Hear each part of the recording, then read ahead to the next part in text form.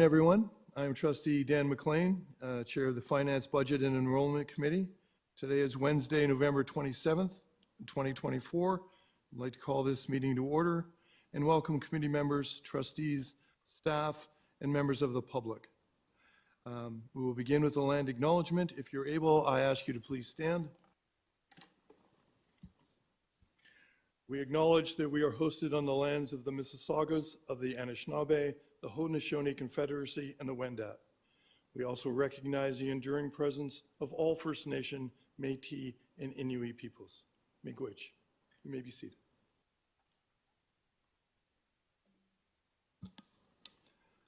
The next item is the approval of agenda. I need a mover and a seconder, please. Wong. Trustee Wong and Trustee DeVitas. Thank you. Everyone in favor, show of hands. Trustee Wong, can I get you to confirm verbally? Great, thank you. Anyone against? So that.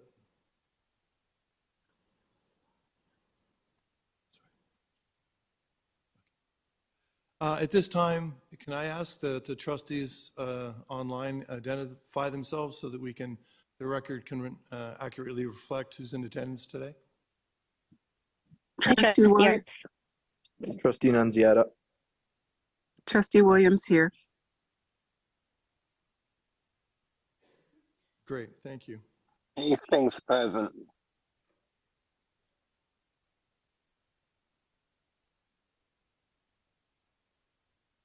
Okay. Trustee Ojwani, are you here? Present. Thank you.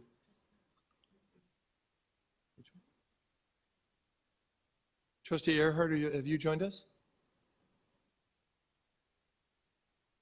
No. Okay, thank you. On the agenda, number 3 is the declarations of possible conflict of interest. Does anyone have any declarations of possible conflict of interest at this time? Hearing and seeing none, we'll move forward. Number 4 is delegations. I understand that we do not have any delegations today, so we will move to item 5. Item 5 is contract awards. We will begin initially with 5.1, which is contract awards facilities. It's on page 1 of the agenda. A revised version of appendices A to C have been added in the blue folder and shared tonight. I'd like everyone and Mr. Schneider, Executive Officer Schneider, who will present today? Through you, Mr. Chair, Anita, our Senior Manager of Purchasing, will present this report. Good evening. Through you, the Chair, I would like to present the contract awards for facilities and operations for board approval. For operations, we have 2 items in Appendix C and none in Appendix A or B. 2 non-competitive procurements are being presented, and the third is being stricken from the report. Sorry? Facilities. Oh, go facilities first? Okay. For facilities, we have 18 for Appendix A, 11 for Appendix B, and 12 for Appendix C.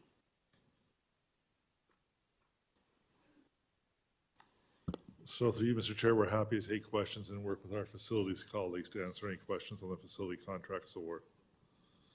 Okay, thank you. Trustees, does anybody have any trustees have any questions for staff?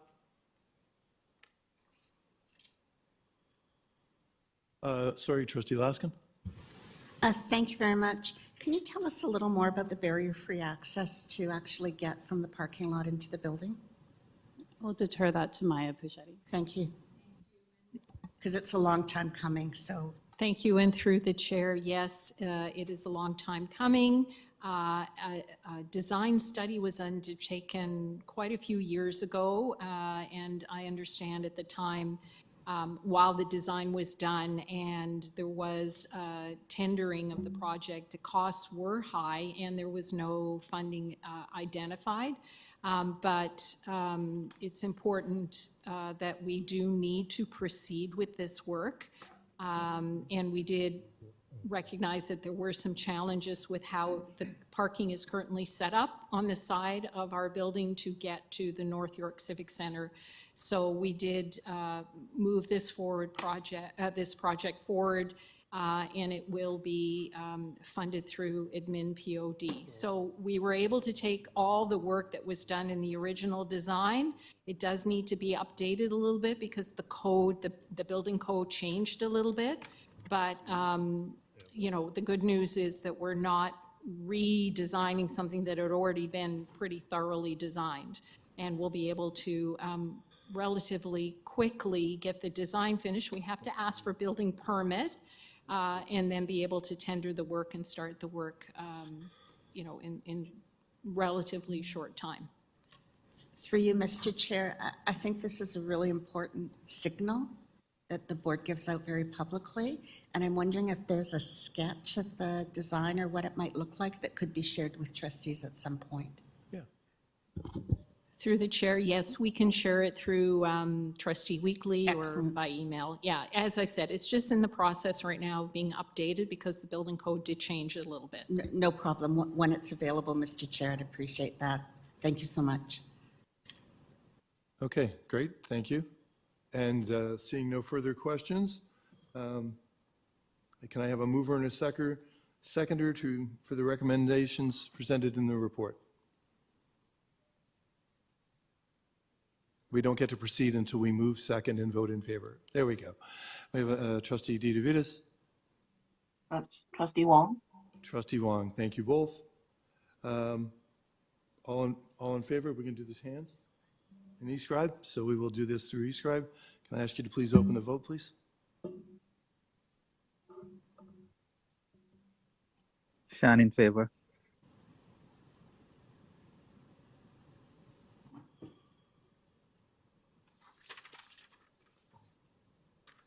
And that is passed 7-0. Thank you. The next item is item 5.2, contract awards. And this is on page 19 of the agenda. Executive Officer Snyder is.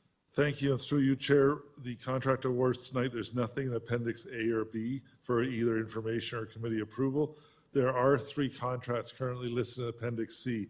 Staff would ask that the third item be not passed tonight. We'll bring it back with additional information in the future. So the 2 contracts we're moving forward is one for Power Schools and one for the Human Capital Management software. And staff are happy to take questions on either of those 2 reports.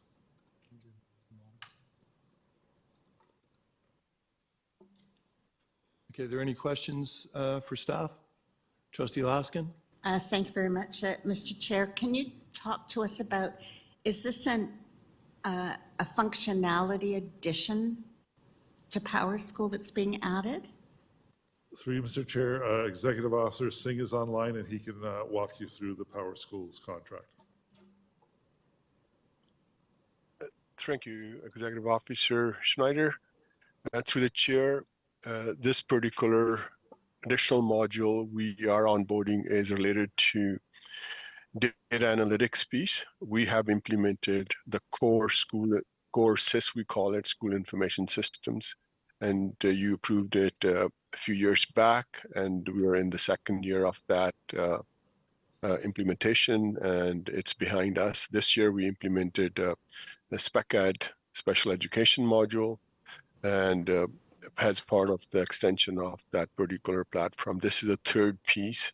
Now we're looking at how can we leverage the data from our core SIS, SAS, and also from the SpecEd module, and provide that data to our central staff, principals, and even teachers, which is more focused on what we call is a multi-tiered system of support. In short, we call it MTTS, which means how can we look at the data in almost real time, close to real time, and then provide multiple tiers of instruction, intervention, and support for our students.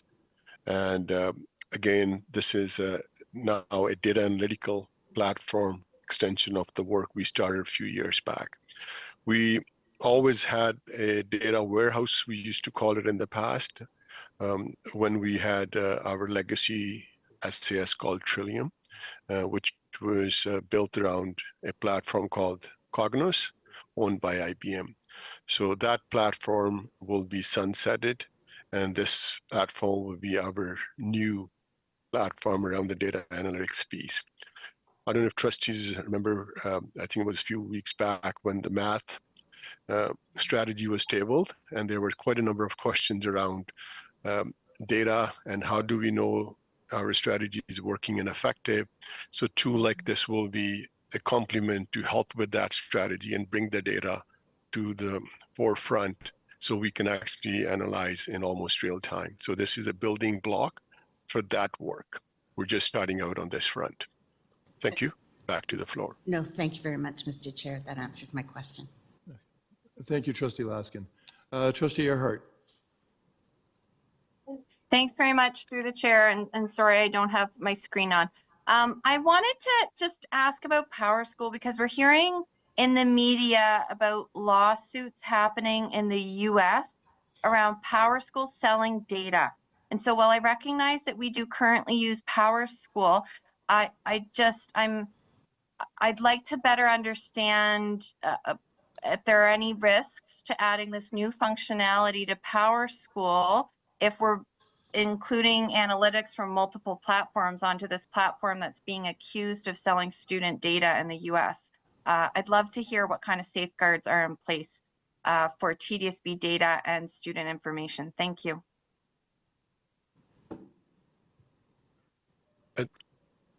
Thank you, Trustee Earhart. And to the chair, I wanted to just check in if our executive officer from legal, Jennifer Savell, is online, because her and I have been keeping a very close eye on that particular news article since it showed up in the media. So Jennifer, please go ahead. Good afternoon through you, Chair. Trustee Earhart, thank you for the question. So we are aware of the litigation that continues in the United States. I do want to be clear that these are unproven allegations at this time, and Power School has denied that they are true or valid. We will continue to monitor the litigation in the United States.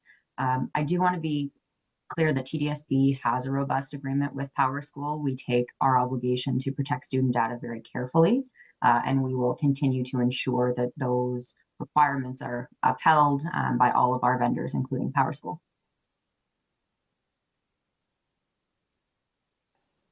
Okay, thank you. And I know we can't disclose the terms of our agreement, but do we foresee any issues with changing circumstances, policy, regulation in the United States around data information and information sharing and the use of Power School, in particular moving forward in the context of the agreement that we have with them and this proposal? Thank you.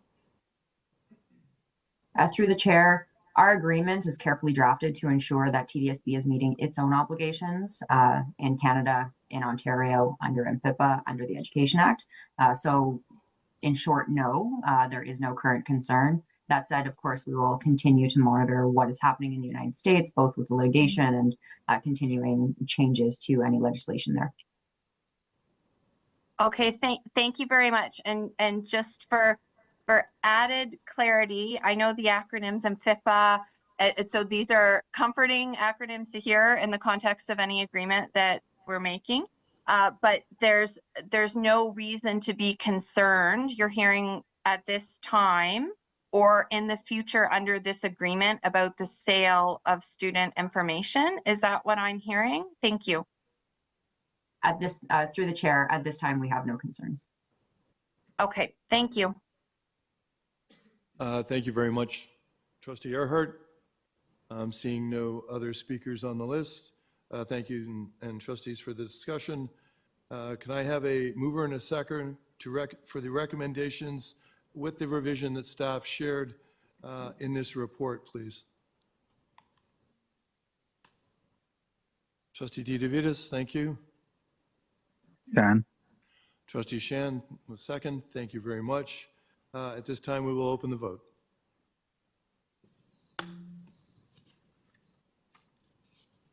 Shan in favor.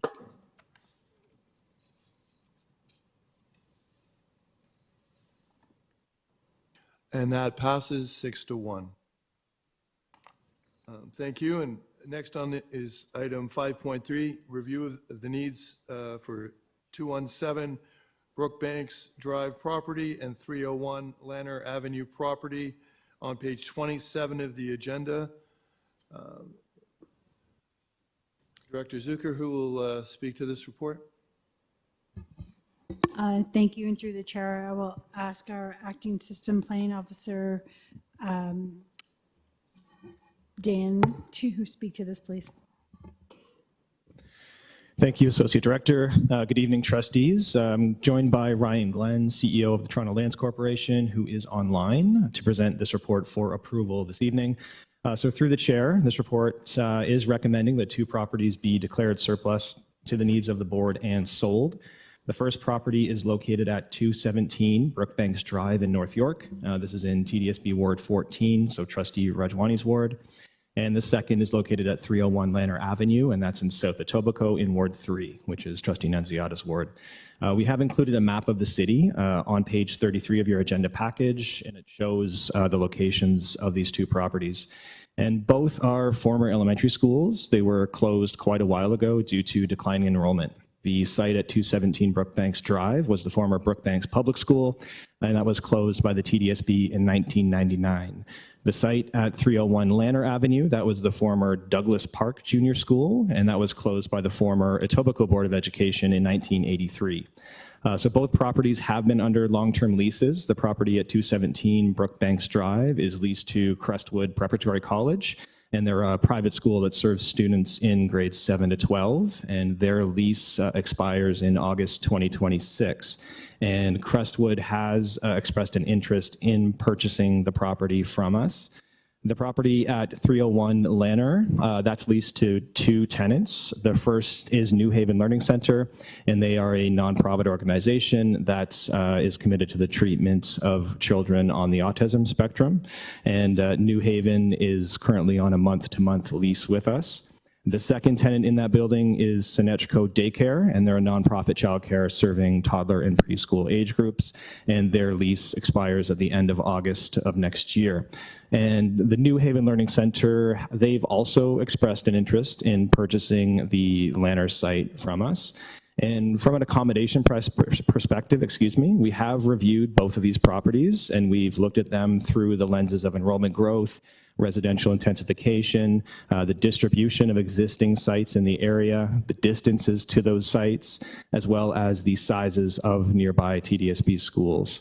And we have concluded that both sites are not required to serve the long-term accommodation needs of the board. There's an adequate distribution of other TDSB sites in both areas. So on page 35 of your agenda package, you will find a map of the Brookbanks property that shows the adjacent TDSB schools, and you can see that there are many within proximity to that property. I'll note that the schools in this area, they are generally underutilized, so there's plenty of room to grow. They're also situated on very large sites. The sites range between 5 and 8 acres, and that provides us with ample flexibility to accommodate changes over the distant future. And on page 41 of your agenda package, you'll find a map of the Lanner property, and it also shows the adjacent TDSB schools. The local school is Lanner Junior Middle School, and it's situated on a large site. The site is 6.5 acres, and that provides us with options to accommodate long-term enrollment shifts as well. I will point out just a large portion of the Lanner attendance area. It's designated as core employment under the city's official plan. So when we think about land use changes, core employment areas don't permit any residential uses. So that helps to mitigate against further growth in the area. So the report includes the property review information for each of the sites. These can be found on pages 37 and 43 of your agenda package, and it includes information on enrollment, capacities, land use considerations, and includes a summary of comments for each of the properties.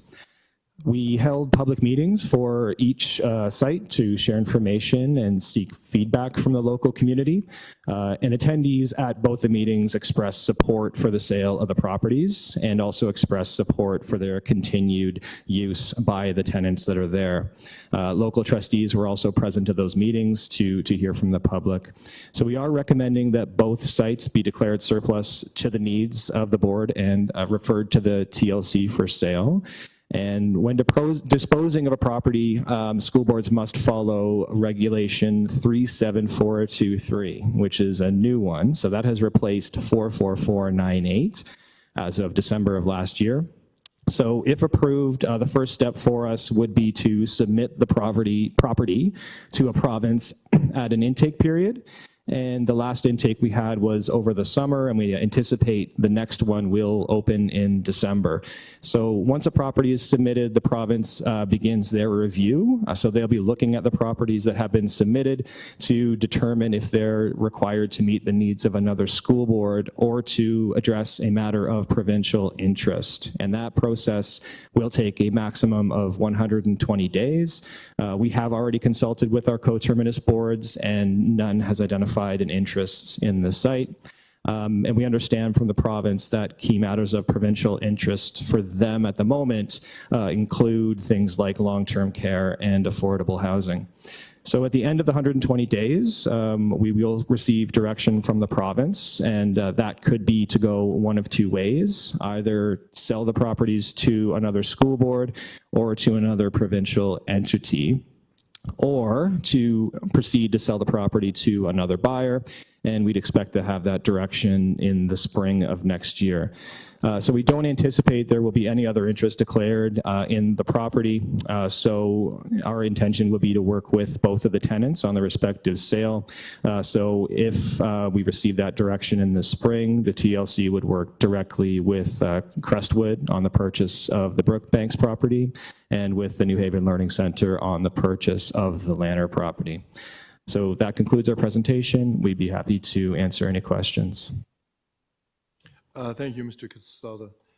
Trustee Nunziata, you have the floor. Thank you. I just want to thank, through the chair, I just want to thank Mr. Castaldo and Mr. Glenn for their work on this. I don't have any questions. I just have a comment about, I can't speak to Farzana School, but I can share that the property at 301 Lanner is truly in excess of TDSB space.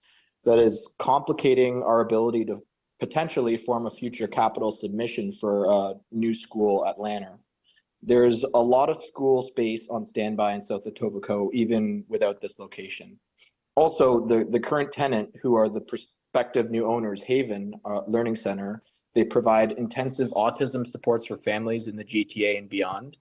They want to expand and also have a great deal of support from the province to do this. And as I understand it, they want to expand their ability to provide provincially subsidized autism supports, which I fully support. And as the local trustee, I just want to say that I support this, especially since the purchaser is the current tenant who provides an essential service to families, and it would continue to be a space that serves and supports youth in Etobicoke, Lakeshore, and beyond. So those are my comments. I'd like to thank staff for their work, and hopefully this passes tonight. Thank you, Trustee Nunziata. Okay, next on the list is Trustee Rejwani. Thank you, and I just want to echo Trustee Nunziata's thanks to the staff for all of their work on this. I do want to comment directly on 217 Brookbanks Drive. I think a lot of due diligence and work has been done by staff to look at it both from a current and future state. I feel very comfortable with moving forward with selling this property. It has been a constant space for Crestwood in the neighborhood for many years now. And I think it will just continue to add by allowing them, if they are successful, to purchase this property. So I am in favor of moving forward with this. Thank you. Thank you, Trustee Rejwani. Trustee Earhart, you have the floor. Thank you. Chair, would we be able to vote ad seriatim on this item? Thank you. We can. Thank you. Thank you. And seeing no further questions, I guess initially we will vote on, are they listed separately? So we will do A first, the 217 Brookbank Drive property. So at this time, can I ask that we open the vote? Oh, sorry, thank you. I need a mover and seconder to put A on the floor. Trustee DeVitas Rajwani. and Trustee Rajwani, thank you both. Can we open the vote?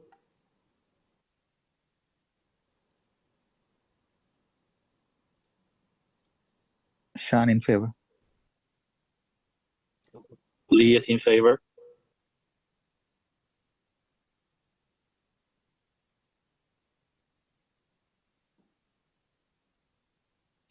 Trustee DeVitas, you had an opportunity to vote?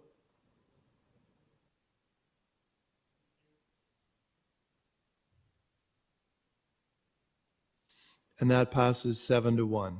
Thank you. So now we're left, I need a mover and seconder for item B, which is, oh, we don't, okay. Okay. So now we're voting on 301 Lanner Avenue property. So we'll open the vote. Thank you. Lee is in favor. Sean in favor.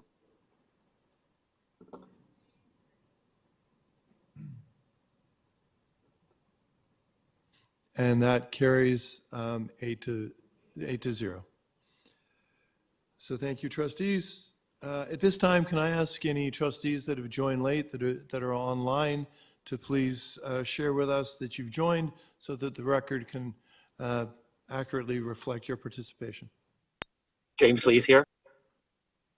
Sean here. Great. Dawson is present. Trustee King is here. Trustee Earhart is present. Thank you all. The next item is 5.4, the actual enrollment as of September of 2024, which is on page 47 of the agenda. I invite Director Zucker to share with us who will present this item.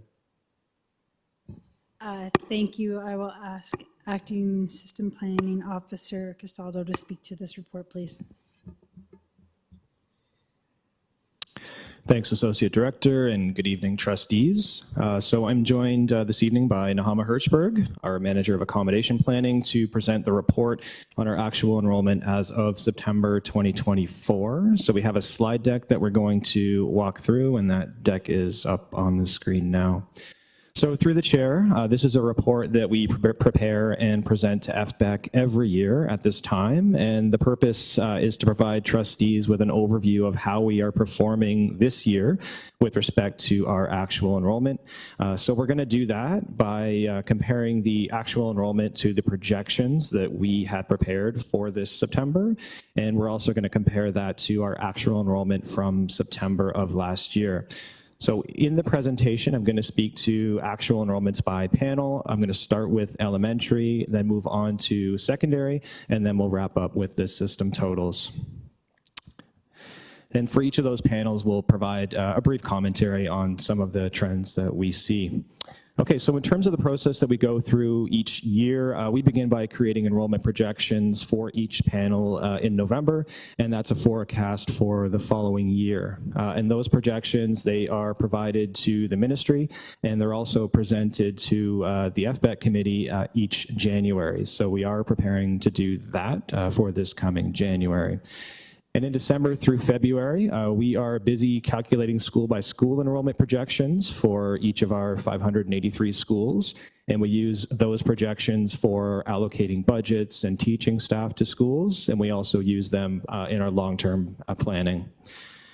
And then once the new school year begins, each September, we collect actual enrollment every week.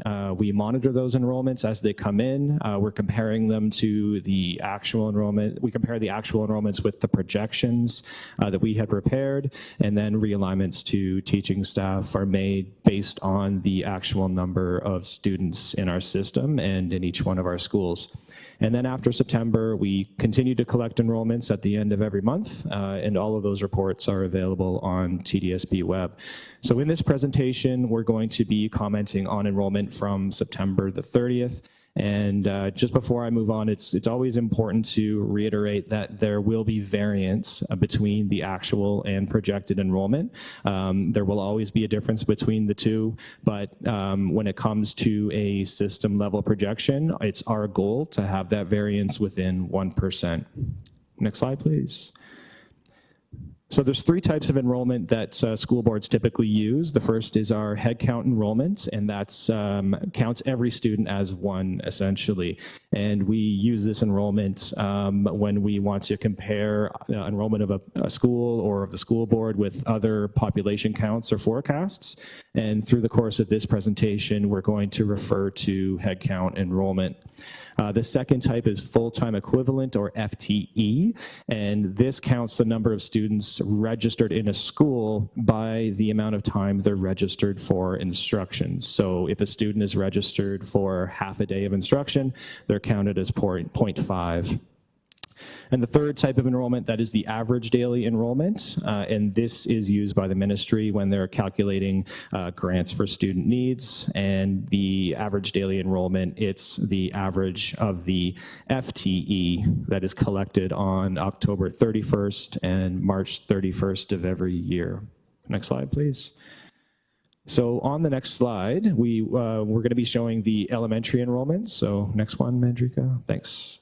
So this graph, it's showing the actual enrollment from 2007 to 2024, and that's represented by the red bars. We're also showing the projected enrollment for 2024 that we calculated last year for this September, and that's shown by the blue bar on the far right-hand side. So from the graph, you can see that the red column, it's slightly lower than the blue column. The projected enrollment that we had calculated was 163,740 students, and we came in slightly below that. We came in at 163,523 students. So our actual enrollment came in below projection by 217 students, and that's a difference of 0.13 of 1%. And when we compare the actual enrollment for this year with the actual enrollment for last year, we grew at the elementary panel. We grew by 460 students, and that's equates to approximately 0.3 of 1%. Next slide, please. So this graph shows the same enrollments from 2007 to 2024, but what we've done is add the projected enrollment for each of those years, and we're showing the variance between the two. And the purpose of doing this, it's to illustrate the variance that we typically encounter each year. So this year we were below projection by 0.13%, and that's comparable to how we've performed in the past. The average variance between 2007 and 2019 was 0.51, so we've improved compared to that average. Due to the pandemic, as we know, there was a lot of uncertainty with how actual enrollments would pan out. So we were off by over 3% in those years, but we have returned to levels that we've experienced in the past. Next slide. So this slide, it shows the actual enrollment as of September 30th, but it's broken down by in-person and virtual attendance, and also by grade. And this is here as a reference, but what it's telling us is that there were fewer students attending the virtual school and more students attending in person. And the total enrollment is shown at the bottom of the slide here. And it's showing the difference between actual enrollment by grade. And something to note here is the smaller cohorts of JK students that are entering the system. So junior kindergarten, it's currently sitting at 14,573 students. And you can see how that is smaller than the cohorts in all of the other grades, which generally exceeds 16,000 students. And this is because there is a declining preschool age population in the city of Toronto. So that means we do have fewer live births, 1, 2, and 3-year-old children, I should say, that are living in the city right now. And that does translate into smaller cohorts entering our system each year. Next slide. In terms of comments on elementary enrollment, so this September, we have now gone past our 2 years of decline through the pandemic. We've increased enrollment in 2022, 2023, and now again in 2024. And that growth, it is due to very high levels of newcomers that were welcomed over the past few years. There have been higher immigration targets set by the federal government than in the past, and Toronto is a location where many choose to settle. So we factored in that large number of newcomers into this projection, similar to the numbers that we welcomed last year. We also considered retention rates that were similar to what we experienced prior to the pandemic, and we applied those to the projection. We factored in a smaller JK cohort, and that's due to the declining school-age population in the city. And the actual enrollment does tell us that these assumptions have held true. And while it did come in slightly below projection, we did grow year to year. And again, that was due in large part to newcomers. Next slide. And on this slide, we're showing the number of elementary schools that are above or below 25 students in terms of actual versus projection. And we're showing the counts of these schools from 2010 to 2024. And this is just another way for us to look at variance. So the number of schools that were over or under projection by 25 this year, it's shown at the far right-hand side of the table. And it's very similar to what we've experienced in the past. There were 68 schools this year and 69 last year. And again, during the pandemic years, due to the uncertainty, there were a much higher number, but we're on line with what we've experienced in the past. Next slide. This map shows the locations of schools that are over or above projection by at least 25 students. And we've looked into the data that we have available. We've consulted with the school principals of these schools. And the most common explanation for why these schools have come in above projection is there are more newcomers settling in these communities than we had anticipated. Next slide. So this map shows the opposite. This is showing the locations of elementary schools that came below projection by 25 or more students. And the most common explanation here was due to how newcomers were welcomed into the city. So neighborhoods that had welcomed large numbers of newcomers in the past did not receive the same levels as they had last year or the year prior. And that's due to a shift away from some of the shelter hotels that had previously accommodated large numbers of newcomers. Next slide, please. So this slide, it summarizes the entry codes for elementary students, and this is another way of looking at why our enrollment is changing. And when newcomers are registered into our schools, the office staff would enter a code into our student information system, and these are the ones that are most commonly used. So we are showing the data from 2019 to 2024, and the numbers are for 2024. They are very similar to those in 2023. I'll point out a couple of them. So the beginner row at the top, that is generally the number of new JK students that have entered our system, and you can see how it has declined year over year. And again, that is representative of the declining preschool age population in the city. Newcomers are identified on the other country row, and you can see that those numbers remain quite high in 2024 at 3,865, which is similar to the number in 2023 and in 2022. Next slide, please. So on this next slide, we're showing the departure codes. So when a student leaves our system, the office staff would enter a departure code. It explains the reason for the departure. And again, in 2024, these numbers are very similar to those in 2023. But I'll point out that departures to other boards does seem to be decreasing. So there was a spike during the pandemic, but since then, the numbers have been on a steady decline.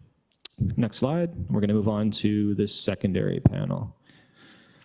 Jump one more, Madrika, thanks. Okay, so the first graph, it's laid out in the same way as the elementary graph. So in red, we're showing the actual enrollments from 2007 to 2024. And then at the far right-hand side, we're showing the projected enrollment in blue.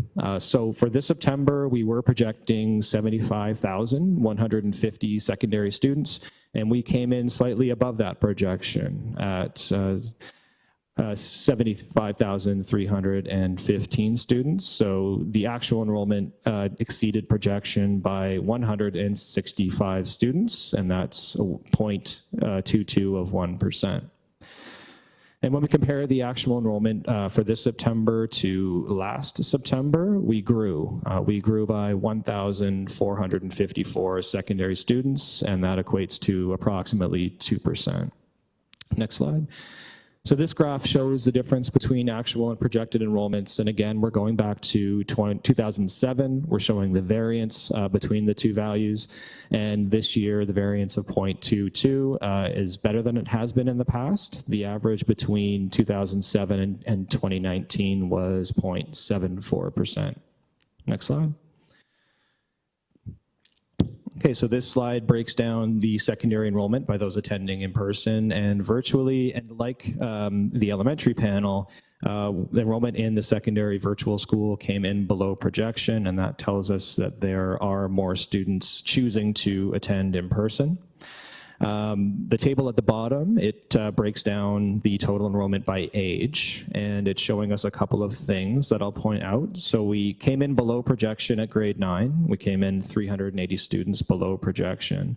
But the number of older students, so those 18 to 21-year-old students, it is much higher. And that is indicative of a new trend where for the past 8 to 10 years that had been on a decline, but now we've had 2 years where this cohort has been higher than our projection. Next slide.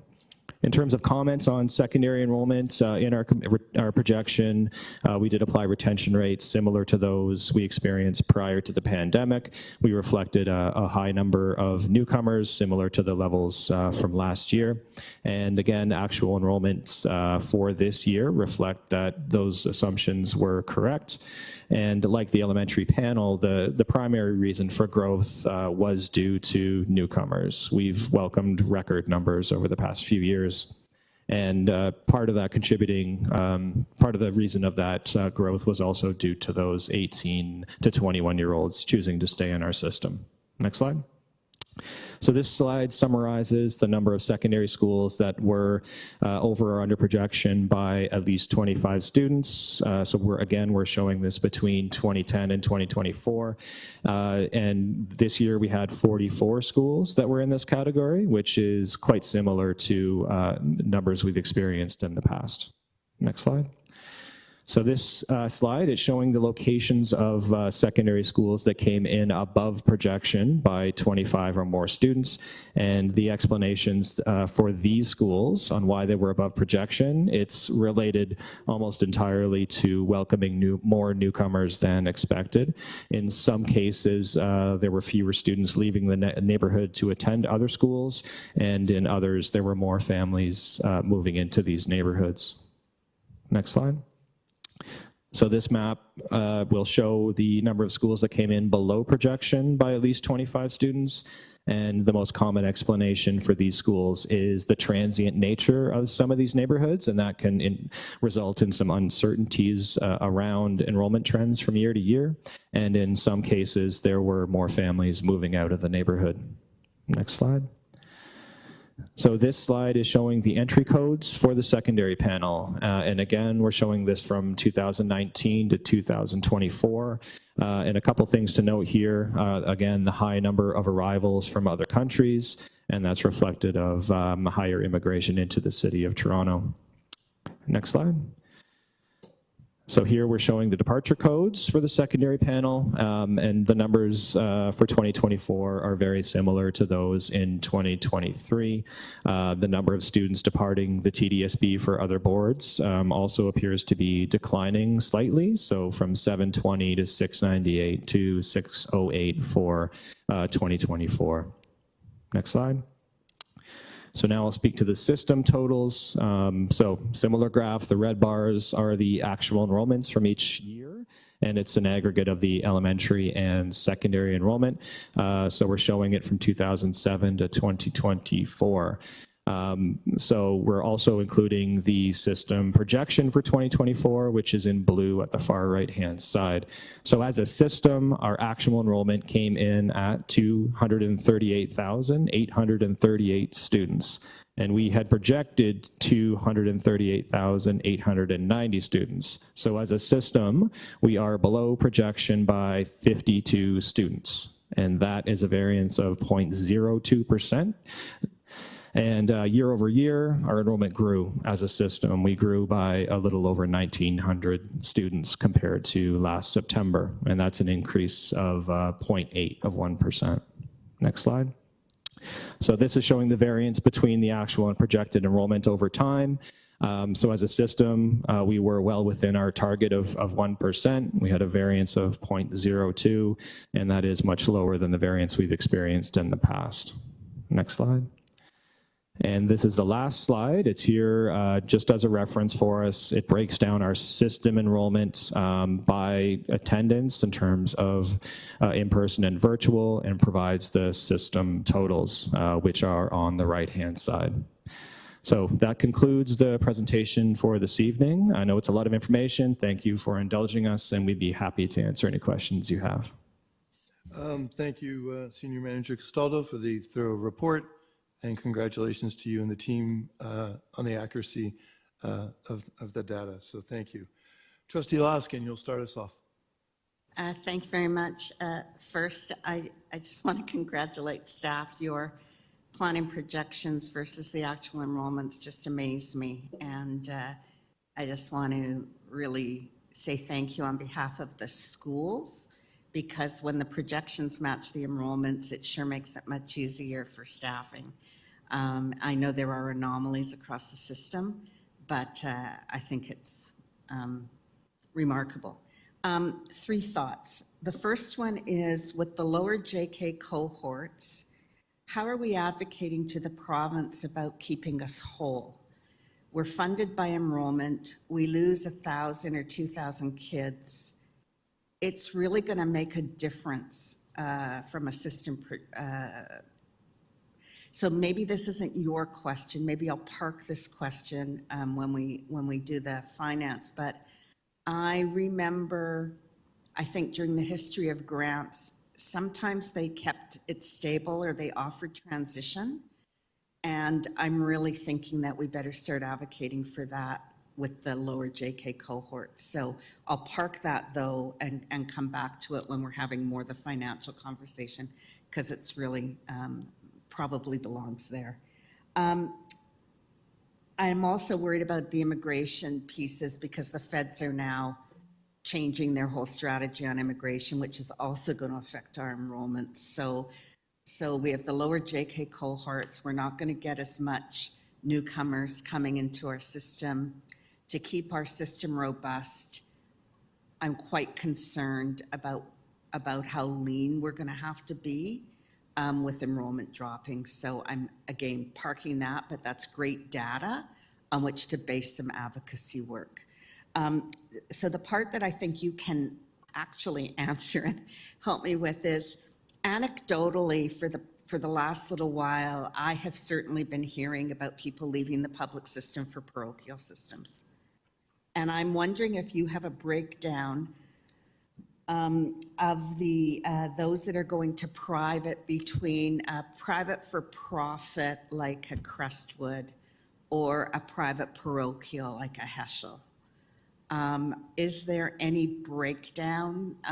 Because it's really the data is counterintuitive to the narrative that's out there.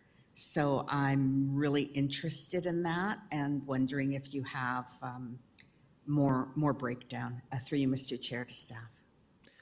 Thanks for the question. So through the chair, unfortunately, the private school departure code encompasses all departures. It could be for-profit, it could be parochial. So we're not able to differentiate between them. And part of the reason for that is that when a school enters a departure to a private school, there's no obligation to enter in a school name.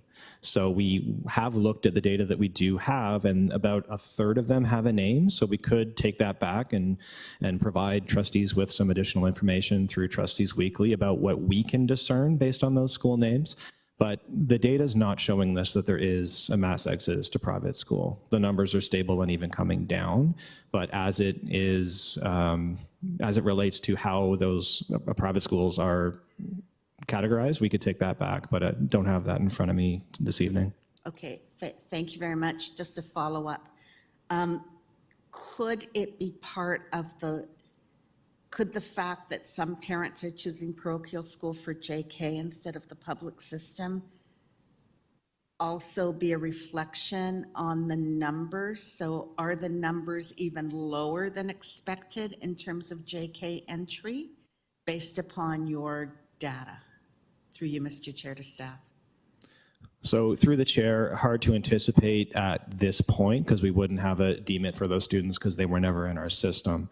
We have been projecting progressively lower JK cohorts, but that's related to the population data that we receive, related to information that we collect from the City of Toronto that supports that argument. But in terms of the impact on those parochial schools, we would have to reach out and do a bit of research to understand how their enrollment is coming in, right? Are they coming in the older grades, grade 7 and high school, or is there a shift to the lower grades? So again, that's an undertaking that we could take back, but I don't have anything beyond that to offer tonight. Thank you very much. Through you, Mr. Chair, just a final remark. I would appreciate if you could provide as much information as possible, because I have heard that every Jewish day school has a waiting list. I have heard that some in JK are as many as 90 kids. So I'm really curious to know, because when I actually saw the charts with our data, I was surprised. I mean, but it was counterintuitive to the narrative that's out there. And I'm thinking that to counter narrative, you actually need data. So I'm hoping people will build back confidence and trust in our public system and not feel they have to leave it. But I think as much data as we can to substantiate those comments would be really helpful in the long run. So through you, Mr. Chair, thank you. Just through the chair, we'll take that back. So thank you. Thank you. Thank you, Trustee Laskin. Trustee Lee. Thank you. Through you, Mr. Chair. Sorry, IT issues. Like Trustee Laskin, I just want to say to staff members, I think the forecasting that we have done this year is out of this world spectacular. I have been, fairly consistently focused on how we forecast our enrollment numbers over the past years. And I focused on this because it affects budget decisions, it affects school operation decisions, and it affects our staffing decisions. And I feel like with the projections that we saw this year, we have given our finance team and our schools the best information we possibly could to make those decisions ahead of the time and not impact students negatively as the year goes on. So I want to thank our team, our entire planning and forecasting team for doing this. I know it is hard to do, and sometimes, as a forecaster myself, it takes a lot of nervousness and trusting yourself to forecast a number without any contingency or things in the back end, just in case the unforeseen happens. But I feel like this year we have we're really good, so thank you very much for doing that. And I also want to congratulate our board as a whole, all of our staff, all of our admins, all of our teachers, the trustees, because when I look at the entry and exit data, right, how many people are entering into our school and from where, and same thing, exiting our school and from where, I see numbers that are very favorable for the recent years' performances of the TDSB. And I believe that, as someone who's in business, I believe that our students are in a way our customers, and our customers and our students will vote with their feet where they go, and the parents will vote with their decisions on where they live based on, with the performance of the schools being a very large part of their decision-making process. So what I see, from 2024 over 2019 is that the number of students leaving us for private schools have dropped 15%. And the amount of students entering our board from private schools have increased 7%. On a secondary basis, the amount of students leaving us for private schools have dropped 50%. Same thing in comparison to other boards.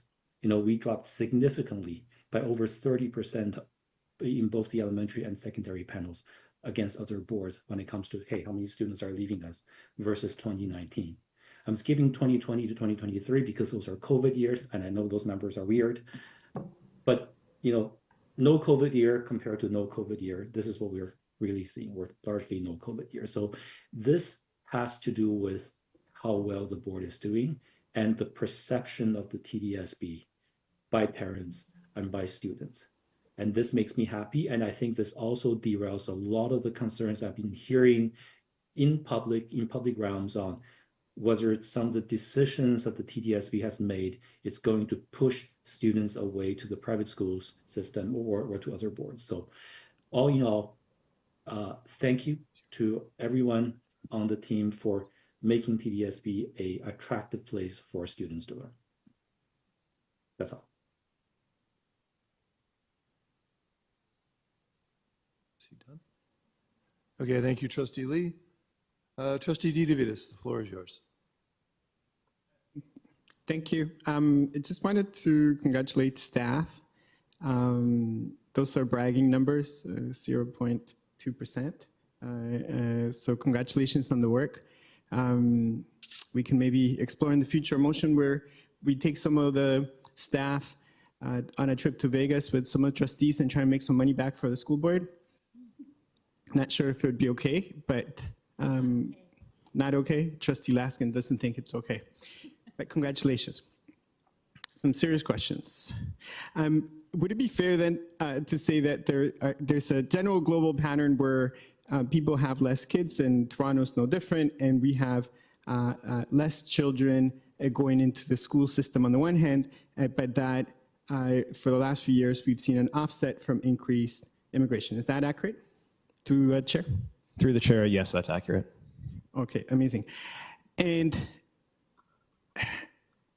how do we explain the drop of, in the slide, page 13, the beginning number in 2019 to 2024, that's a fairly significant drop. That's probably higher than the drop in the birth rate in Ontario and Canada in general, no? Sorry, through the chair, could you just confirm the slide that you're referencing? So the elementary entry code slide, I think, is page 13. Right, so it goes from 17,806 to 14,799. That's a significant drop, higher than the birth rate drop could have been in those years, I would assume. Okay, thanks for the question through the chair. So part of the reason for that very steep decline, and you're correct, it probably outpaces that of the fertility rate. But during the pandemic, we lost a significant number of students, I think about 12,000 students, and we didn't recover that. So we're starting from essentially a new point in 2022, and then from there, that's representative of a declining preschool age population. Okay. So within those two charts, those two pages there, the entry codes and then the departure codes for elementary and then for secondary, I see that we are making small gain for elementary, about 432 students between 2023 and 2024, just added the numbers, and a much more significant gain for high school students, 3,226. So there is a more significant net gain of high school students than elementary students. So there's less parents that are pulling their kids from our school vis-a-vis the immigration pattern. Do we have a sense of why there may be a difference between elementary schools and secondary schools? Through the chair, when we're talking about numbers in these ranges, it's really hard to nail down very specific reasons. I think that our secondary schools have an amazing array of options for students available, and there may be students that elect to take advantage of those options, and that could be driving some of the increase, particularly from other school boards. And that's not just other school boards in the city of Toronto, but from around the province and the area boards. So I couldn't articulate specific reasons, only to say that our schools are doing some great things, and it appears based on the data that students are choosing to take advantage of those options. And I'm not going to deny that there may be really positive reasons as to why this is happening, but I have a lot of curiosity about why some of this is happening. And the numbers, as staff is saying through the chair, may not be able to give us a good theory that we could hypothesize on. It may be as simple as there are less younger families in the city of Toronto because real estate has gotten more expensive, so it's harder to have a family in the 416 code, and younger families are not moving in. Don't know that. But I think it would be beneficial for us to have, to begin to have a better sense of where some of that flow is, whether it's private schools, whether it's the Catholic system, the French system, for us to better understand what is working, what the public perception of our schools are, what we are doing well, and to try and tackle the narrative that folks are leaving the public system, because part of that is marketing. We don't do marketing, they do marketing. And I think it would be beneficial to do that.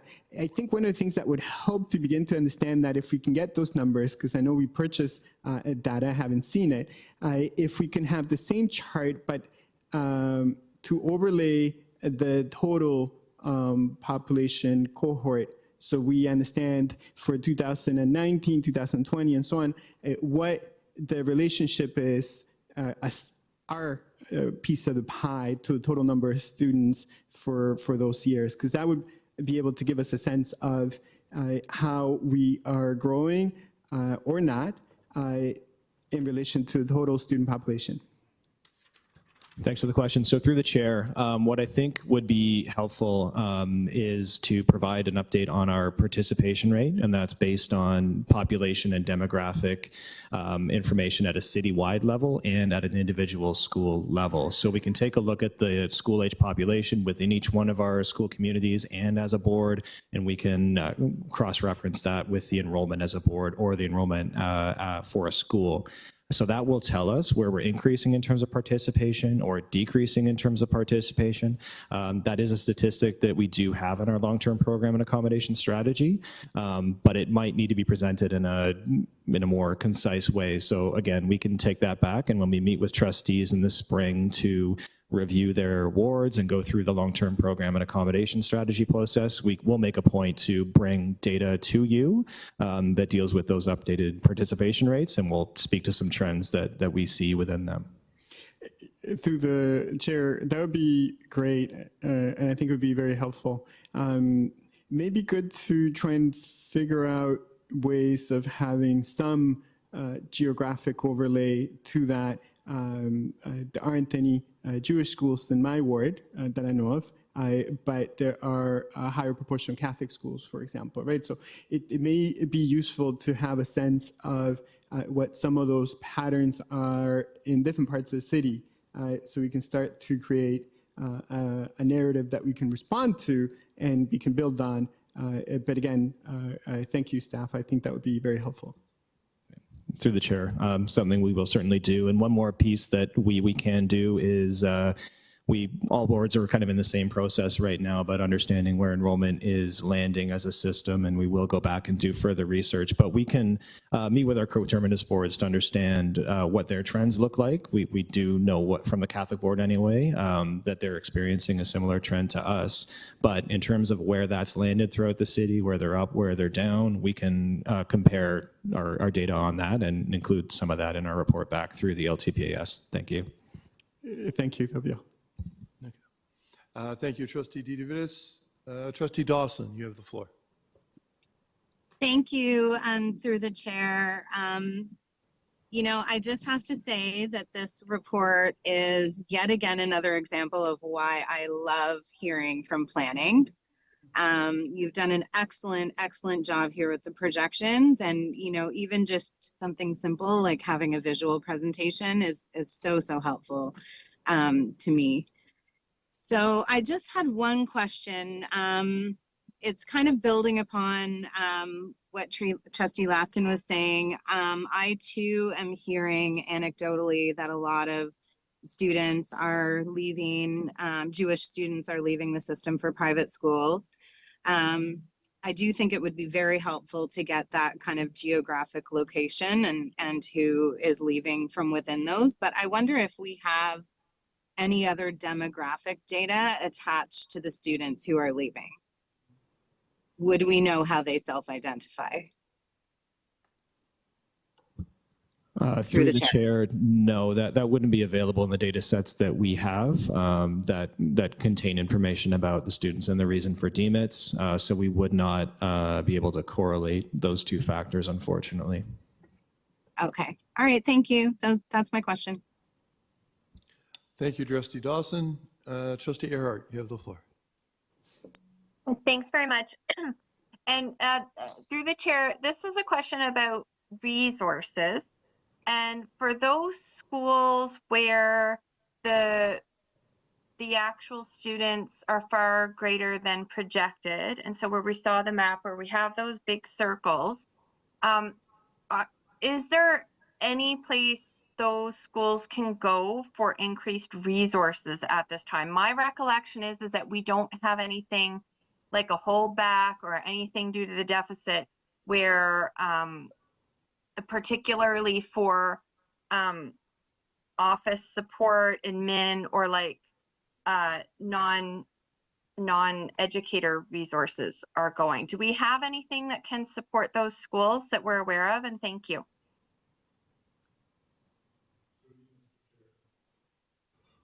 Through you, Mr. Chair, I can address some of that. So we do create some staffing holdback in certain categories, especially teachers, and occasionally we have some holdback in ECEs.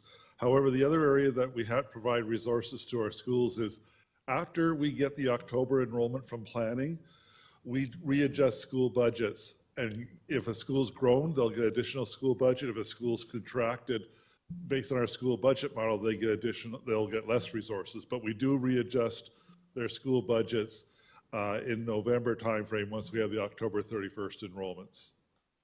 And then, of course, staffing, the holdbacks are used depending on where enrollment growth is in the district. Okay, thank you very much. I'm also asking about office staffing. So office administrators, VPs, there's nothing we can go to for support for those roles, particularly for places that are significantly over projection. I'm saying because there are two schools in my ward where they're over projection, and they are saying that parents are saying, the school community is saying that it is due to staffing cuts from previous years, we are seeing the impacts, the pressures, and I can only imagine how it would be for the other schools that are on that map as well. So just wondering if there's any of those kinds of supports as well, and thank you. Through you, Mr. Chair, typically the school office, we don't have a large or if any holdback some years. If there's significant growth across the district, then we'll have the ability within the budget to define additional resources. But typically in areas like school office, there is no holdback because we have to deploy the school office staff well in advance of the start of the school year.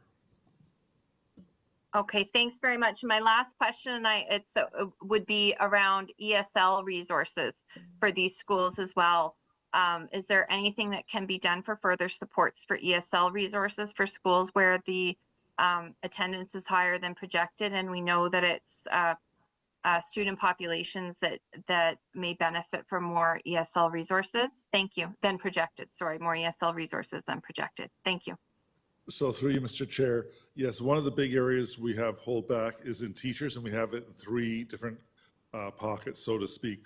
The first is regular day school enrollment. So again, we adjust staffing based on where our students land in September. And the second is special education has a small holdback, and they'll redeploy that holdback as appropriate if we've hit our projections. And the third place is our ESL department has teacher holdback as well. And they too, if we make projection, will release their holdback to the appropriate areas of greatest need. Okay, thank you very much. Thank you, Trustee Earhart. Trustee Patel, you have the floor.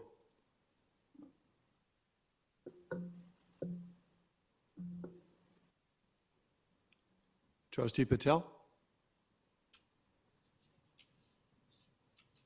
Can you hear me? We can, thank you. Okay, thank you, Chair. To you, Mr. Chair, thank you, staff, for this in-depth report. And I have 2 questions for that report. The enrollment figure, is there a mechanism to find out why students are leaving the system? Is it due to the more boards opening outside GTA, or there are some other factors? I mean, how do we find out that what is the main reason why students are leaving TDSB? So through the chair, in terms of demits from the TDSB, we're reporting on those whole numbers to give you a sense as to what those trends are. But for the individual reasons, we wouldn't have access to that. We can speculate, as has been said. Affordability within the City of Toronto has become a challenge. The type of housing that's available in the City of Toronto may also present a challenge for raising a family or for having multiple children, as an example. So those are just 2 examples off the top of my head that I could offer. But in terms of deciphering specific reasons as to why students are leaving, we wouldn't have access to that information for the number of students that are presented in the table this evening. Okay, that's good to know. And I did went through the report, and the number of I think elementary kids have gone down compared to the secondary. So that could be a various reason. It's not some reason as we assume that this might be a reason, because I know lots of Islamic schools, their numbers are increasing. And I can tell you in my ward itself, I know at least 1,000 plus kids going to private Islamic schools. So I'm not sure that if those things are captured in all this reasons we are talking right now, and I'm pretty sure that, we don't know why kids are leaving. So thank you for that, and that's it, Mr. Chair. Thank you, Trustee Patel. Trustee Laskin? Just wanted to follow up. The data doesn't show 1,000 kids leaving for private schools. So I'm not sure. I mean, the data is the data, right? So I think mean, the trustee was sharing his anecdotal impression of in reference to the limitations that the data provides. There are no further speakers on the speakers list. Can I get a mover and seconder for receipt of the report? Trustee Rajwani? Thank you, Trustee Rajwani. And a seconder?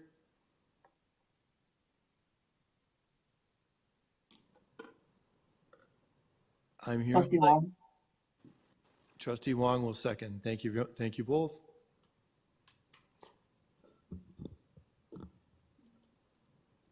At this time, can we open the vote, please?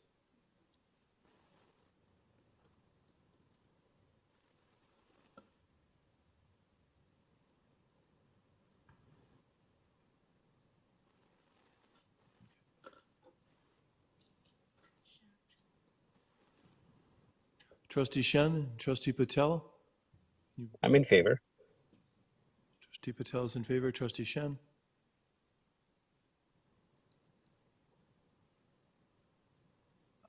We will mark him absent at this point.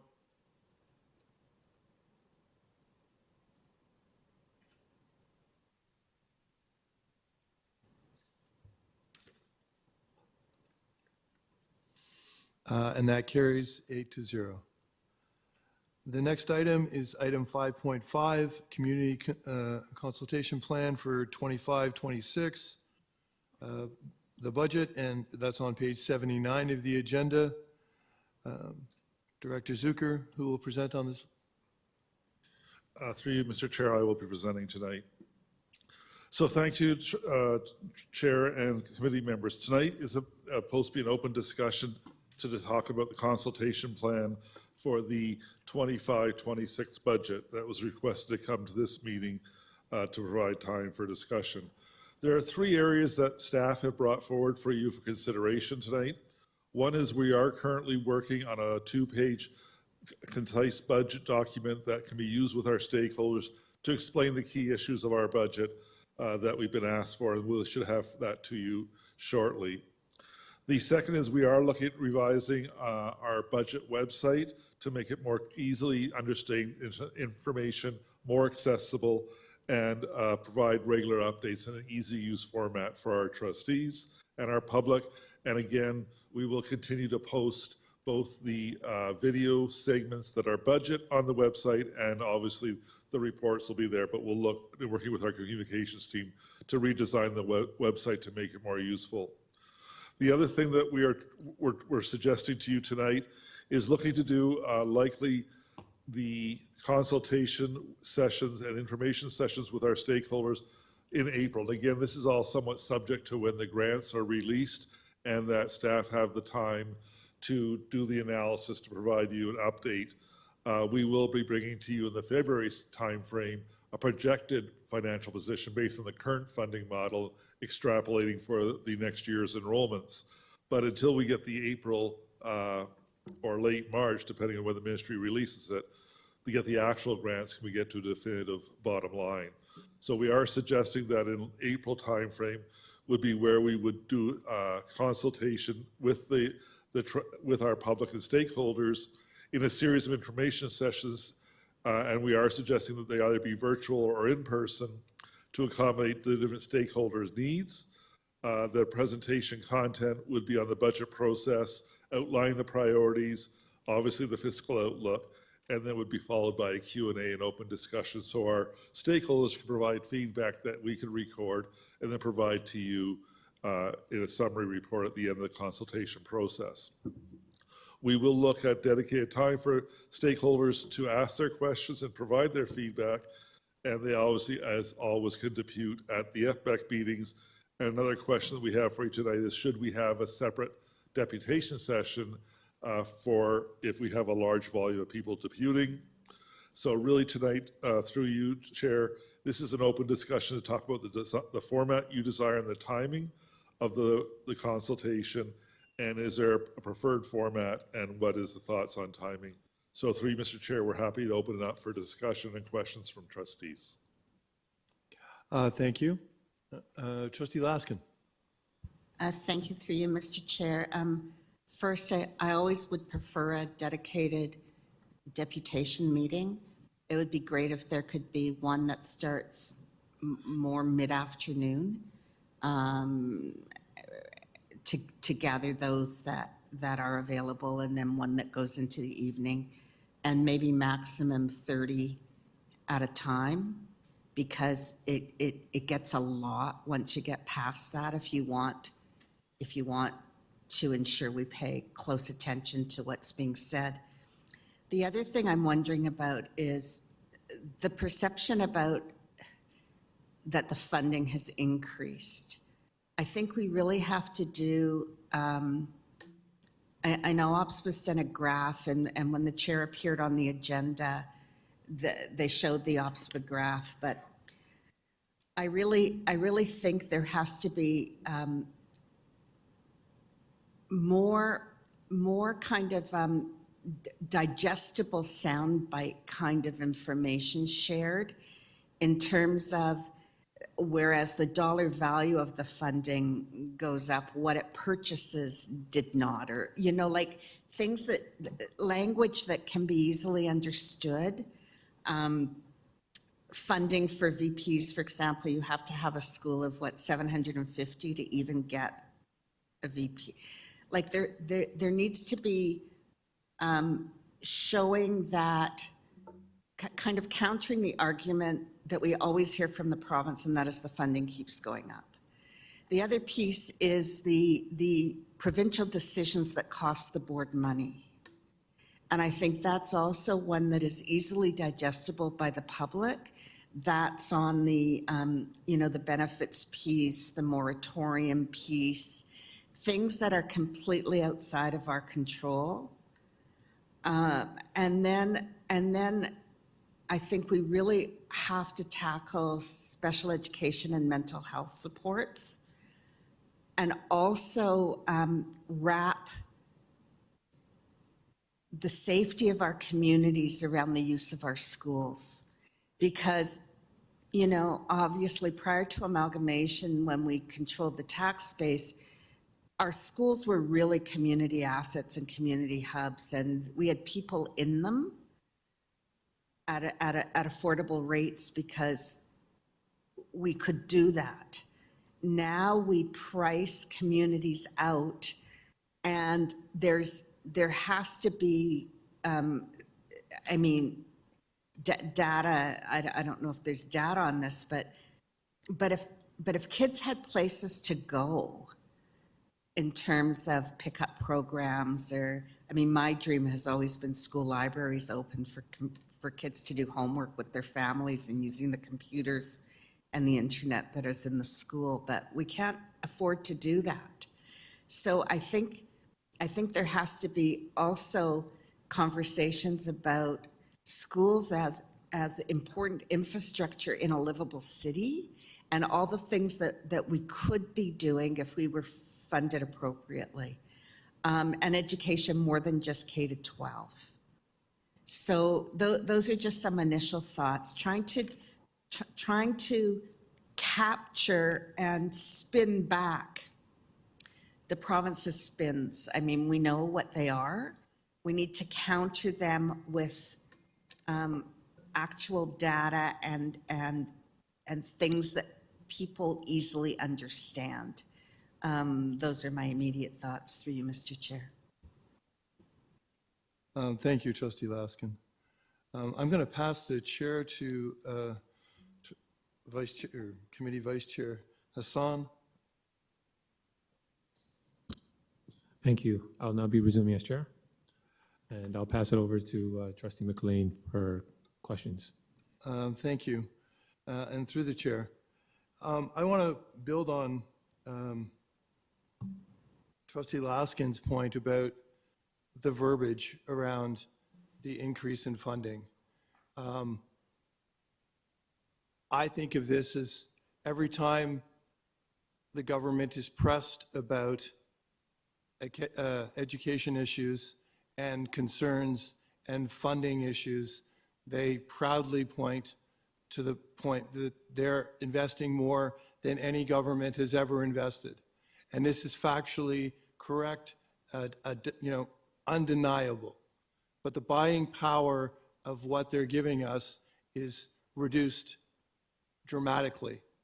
I think of this as the great con. An effective con doesn't tell you a bunch of lies hoping you'll draw the wrong conclusion. It presents a set of facts that they'll hope you'll draw the wrong conclusion from. And I think the more that we talk about and we buy into this, or we repeat it without at least challenging the buying power of the increased amount, is detrimental and sends an inaccurate picture to the public. I get nervous every time I hear someone, I meet someone in the non-education sector, and we talk about education, And isn't the government, it seems to me I've seen that, them tell us that they're making record investments that they're making. And so that I have to do this analogy about, and I'm stuck with this analogy about groceries, and that we're all spending, everyone understands we're spending more for our groceries. And no one's, for the most part, I don't think people are getting better groceries or more groceries. We're just spending more for them because the cost has gone up. And the reality is every year we've been here, the government has increased education funding and our deficits. And for 6 years, we've had deficit budgets and deficit situations. So I think it's really important how we do this. And if we're going to recognize that the government is making additional investments in education and that the number they're giving us is actually higher, that we should always be connecting that, immediately to the buying power and what it does, and at least offsetting it with the reality it leaves us, so that the public gets what I believe is a better and more accurate representation of the current levels of education funding in our province. Thank you. I have nothing further. I'll now pass it over to Trustee King for questions. Thank you. Good evening, through you, Chair. Not a member of the committee, but I did want to build on some of the thoughts that have been shared by colleagues. My observations through the process last year, and I really appreciate how the process is evolving. I think we added quite a few communication pieces that were helpful. But part of what I observed is a lot of repetition and necessary time, but a lot of time spent on the basic background information of just helping the public understand just the context, some of the obligations, some of the basics. And I'm wondering if there is a way to get in front of that a little bit, to the point earlier of providing really digestible, bite-sized formats of information. I wonder about perhaps, an asynchronous slideshow or video, very short, that just helps provide some of that background so folks are coming into the conversation and information slightly more prepared. I also think that can be helpful in some of the challenges that we had that Trustee McLean has cited in just getting ahead of constructing that narrative and how some of that information is positioned in the way it's presented, from ministry and from media versus how we might position that. Along with that, I think it's helpful to formulate some guiding questions or guiding thoughts for consideration that are really helpful for the public in narrowing feedback that's helpful to our process, but also helpful to the advocacy that I think a lot of stakeholder groups have been doing and will likely want to continue to do. I think the more quickly we can make that information meaningful in terms of what does this mean for our schools, our classrooms, our students, what are the considerations, the quicker we can get to that, I think the more that we'll get out of the process. In terms of listening, I agree that we need some dedicated time to hear delegations, and I would love to see that time outside of the scheduled FBAC, so whether that is special meetings or town halls, however that is organized. I really appreciated last year the not informal, but the regional meetings that were held. I think for us downtown, it was really helpful to have folks be able to come together and to talk about the issues in a way that was relevant to the kinds of decisions that were getting impacted in our schools downtown. It was also a great opportunity for some of the local MPPs to be there and to support that advocacy. So I would love to see that kind of approach again. And again, to the point of just getting to issues quicker, I think that if there are things that are proposed that we know we're going to want dialogue on, or public will want dialogue on, I'd love to be able to use those sessions, less so as the info sessions and more so of the consultation. So assuming that by that time, we've had the budget presentations, the information's on the website, you've got the 2-pagers out, folks are really versed early on. So by the time we get to those stages of those smaller or more local conversations, we're really drilling down to the issues at hand and the impacts. And that's it for me. Thank you. Thank you, Trustee King. And seeing, sorry, Trustee D. DeVitas, you have the floor. Thank you. Just to recap a few things, because some of these things have been mentioned already, but just to try and reinforce, I think the notion of having that concise, short graphic on the homepage of the website, I think that's a really significant thing. We've seen the Halton School Board and other folks do something similar, and it works very well. So it's been mentioned before. I know it's in progress. I'm very much in support of that. I think the in-person meetings are important. Everything's pointing to a very interesting provincial electoral map in the spring. We'll see if that happens or not, but might as well be prepared for it. And it would be a good opportunity for us to try and drag some of the folks that would like to represent us provincially to talk about some of these things. So I think having those spaces in Scarborough and North York, Etobicoke, and so on, that's a good thing because it allows more people to participate. Sometimes it's hard to access a space like 50/50. So just to repeat that, it's been mentioned by a few other trustees. To remind staff that we promised the student trustees that we would do a student town hall as well. So that needs to be a separate space for them, whether it's online or not. We can always work with them to see what would work best. They have a better sense what their colleagues would be interested in. But to have that space that's dedicated for them, that they can give us the feedback, I think that's important. And then in terms of how to focus on how to help people focus the conversation. I mean, the city, when they do the budget process, they do lead the conversation. They'll have questions that are specific to the priorities, in this case of the mayor.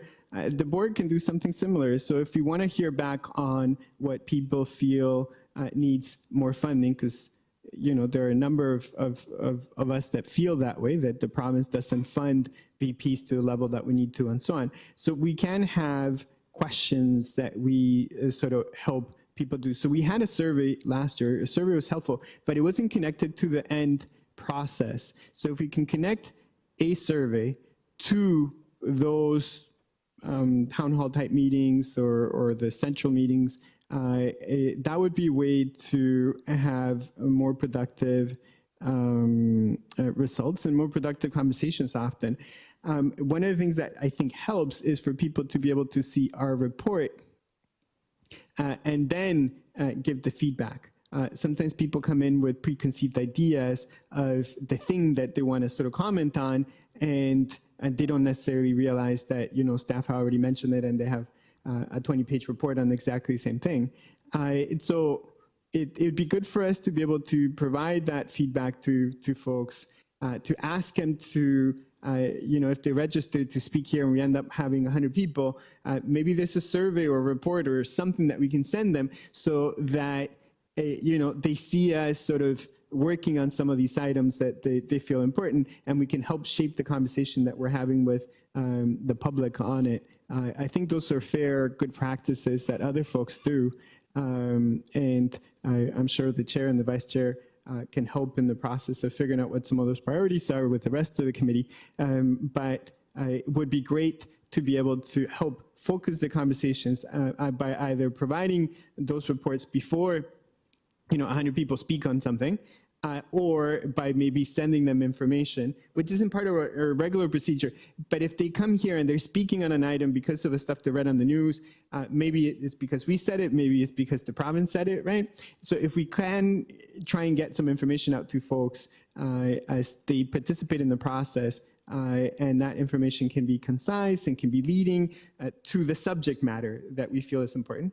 I think that would be helpful as part of that process, and that may have been missing. So we were doing some of these things last year. We didn't connect them necessarily, right? Because first we did one part, then we did the other. Anyways, hopefully that's helpful. Thank you, Chair.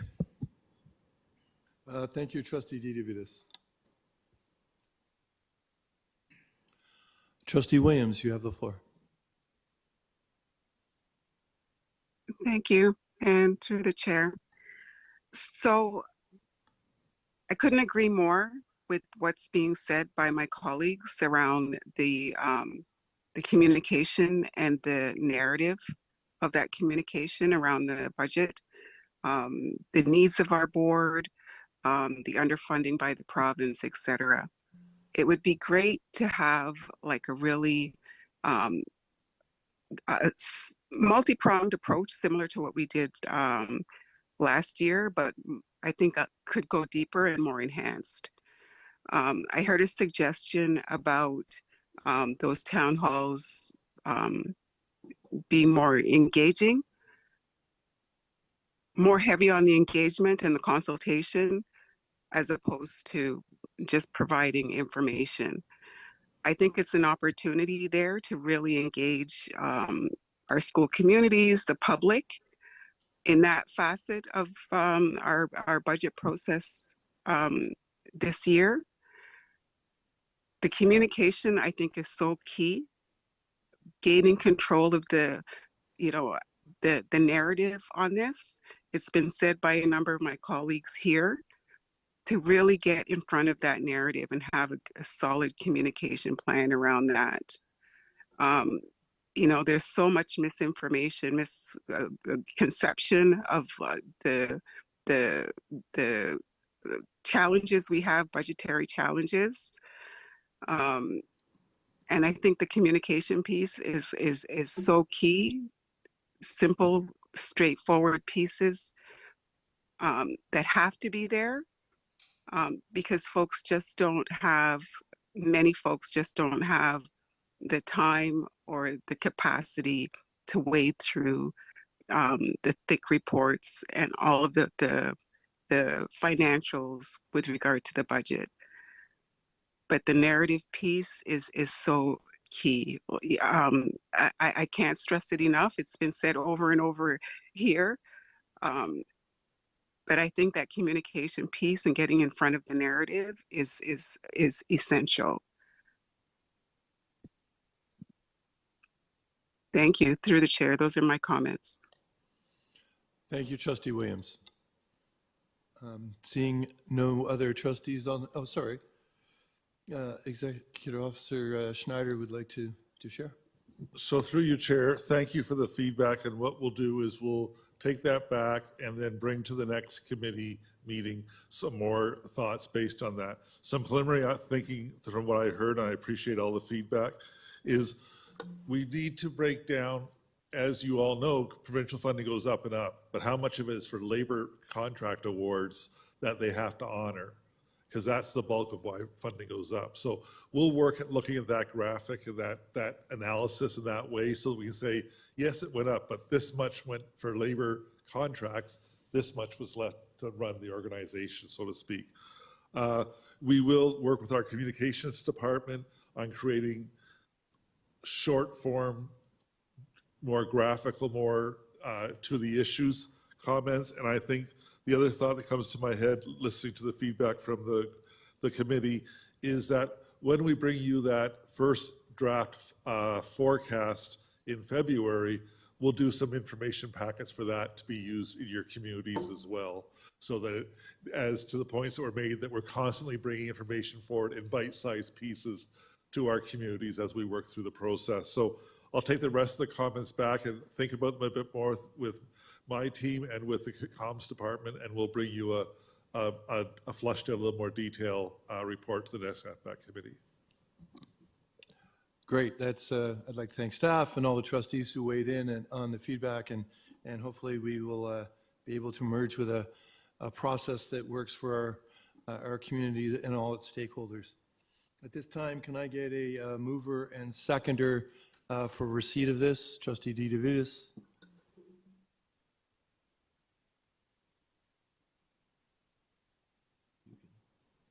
Trustee Hassan. Can we open the vote, please?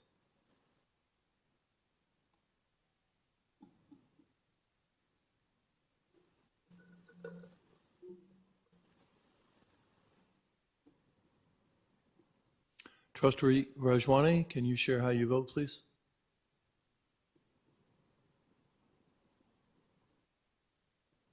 Sorry. Yes, in favor. Thank you.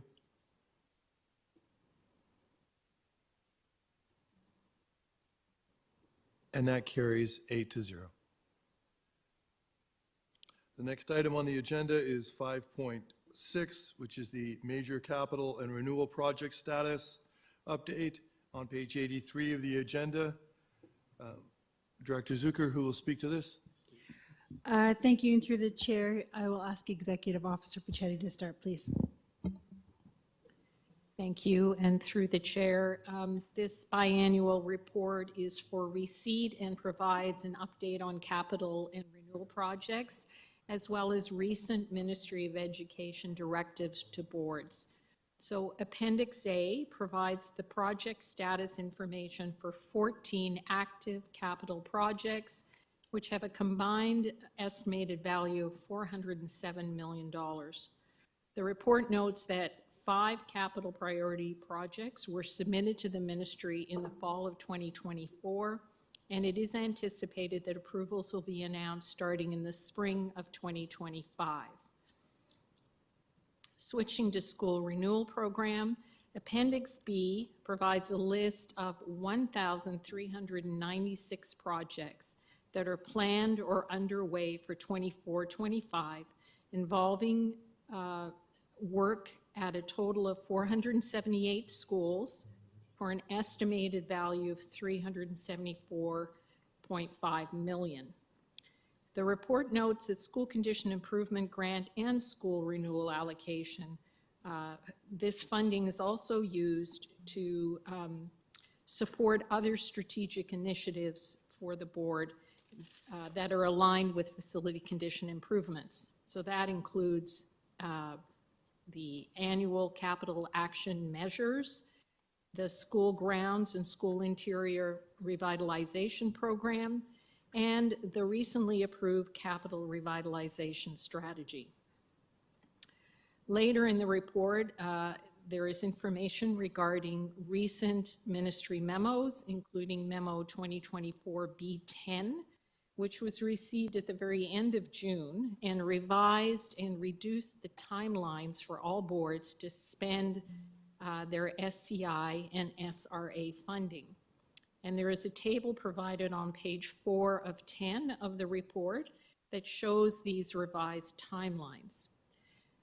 TDSB continues to plan and execute a significant amount of renewal projects. As noted in the report, for example, in 23-24, TDSB completed a total of $447.1 million of renewal work funded by both School Condition Improvement Grant and SRA.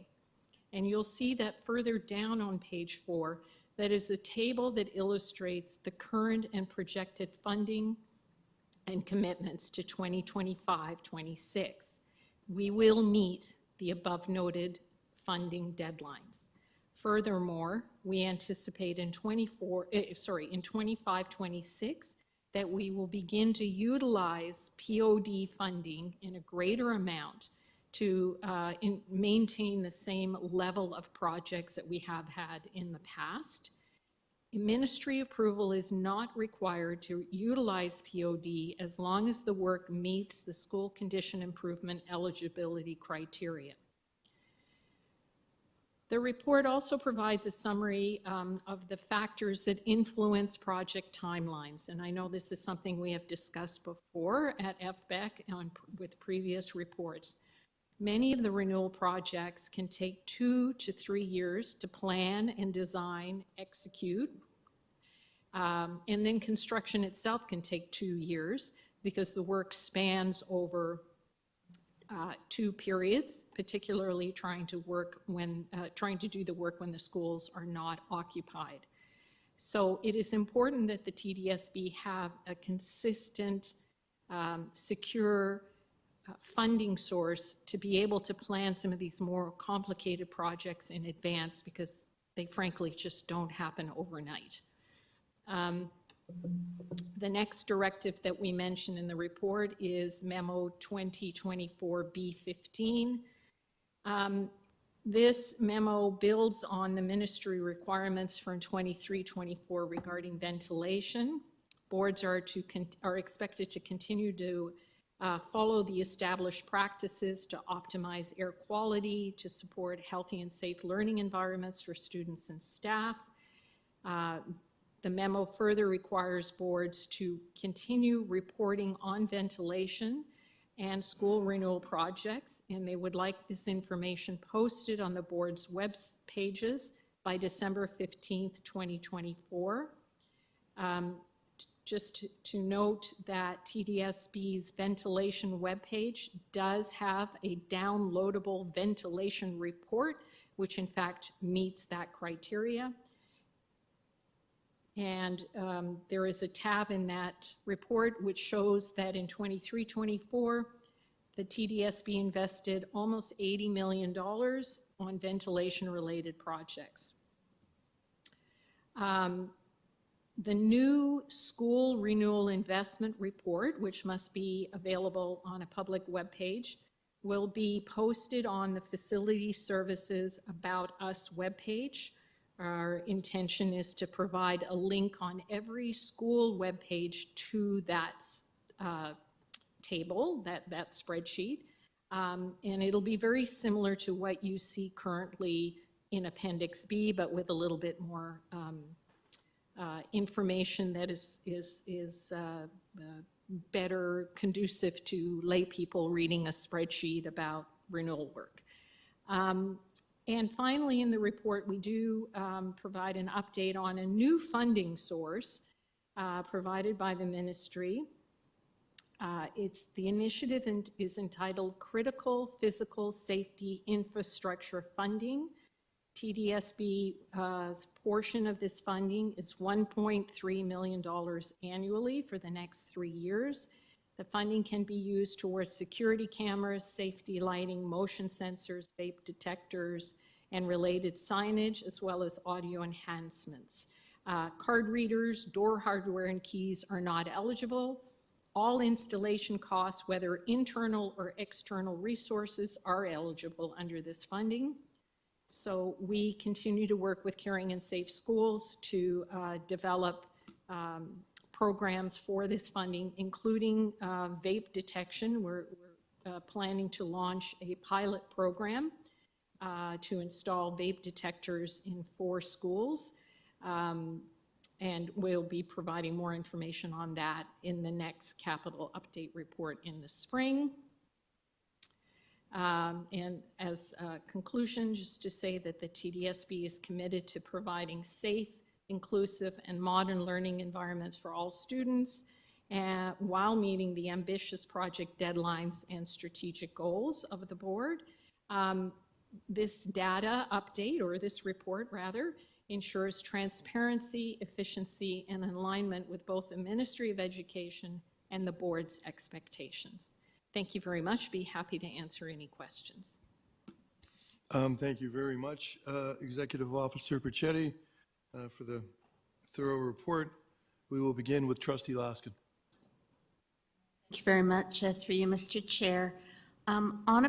First of all, thank you for the report. I think it's great that we don't have to ask for these and you're just providing them. Really appreciate the data and the information on a regular cycle. It's really helpful. In the capital project status update, I'm wondering if you can add a column about expected completion date. Thank you, through the chair, Trustee Laskin. We're always a little bit hesitant to do that, and I'll tell you why. There are steps that we do not control. For example, we don't control site plan approval timelines. We don't control how long a building permit can take. We don't control sometimes the ministry approval process. So when we put a date, our concern is it's there, it's out there, and now people will reflect on that and say, but wait, you told me the school would be ready in 2023, and we've ended up having a delay because of a prolonged site plan approval process. What I could say is perhaps what we can do is word it in such a way, once we get past site plan approval, where we can maybe put a targeted anticipated date. And I will tell you that there is a target anticipated date on the capital webpage for every capital project. No, I appreciate that, but it's not here.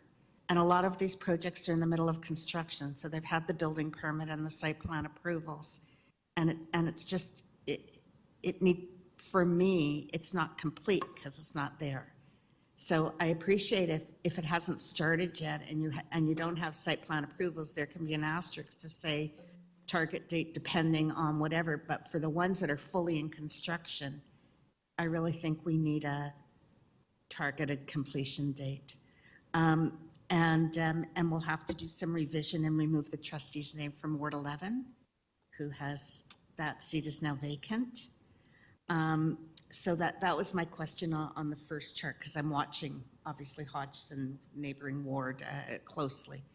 The second point is, should we not be talking in each and every report about we can submit the capital plan, but the TDSB, even though we have 12% of the population of the province, still is only able to submit the same 5 capital projects as every other board? Like, I think we need to be a little more direct in some of these reports, because it's an opportunity to tell the whole story. And we're so far behind because we have no ability to catch up. Because when we're treated, no matter that we have 12, we certainly don't get 12% of the capital funding. We don't get 12% of the renewal dollars. We don't get, and the age of the building should matter. So I just would really like to see in every one of these reports a little context section that tells our story. Even though these are obligatory reports to the province, I still think it's an opportunity to tell our story. In the appendix B, I'm wondering about it. It's a lot of text, like it's really dense. I'm wondering if there's a summary sheet for each ward, just like 7 boiler projects, 8 window projects, not just more concise information.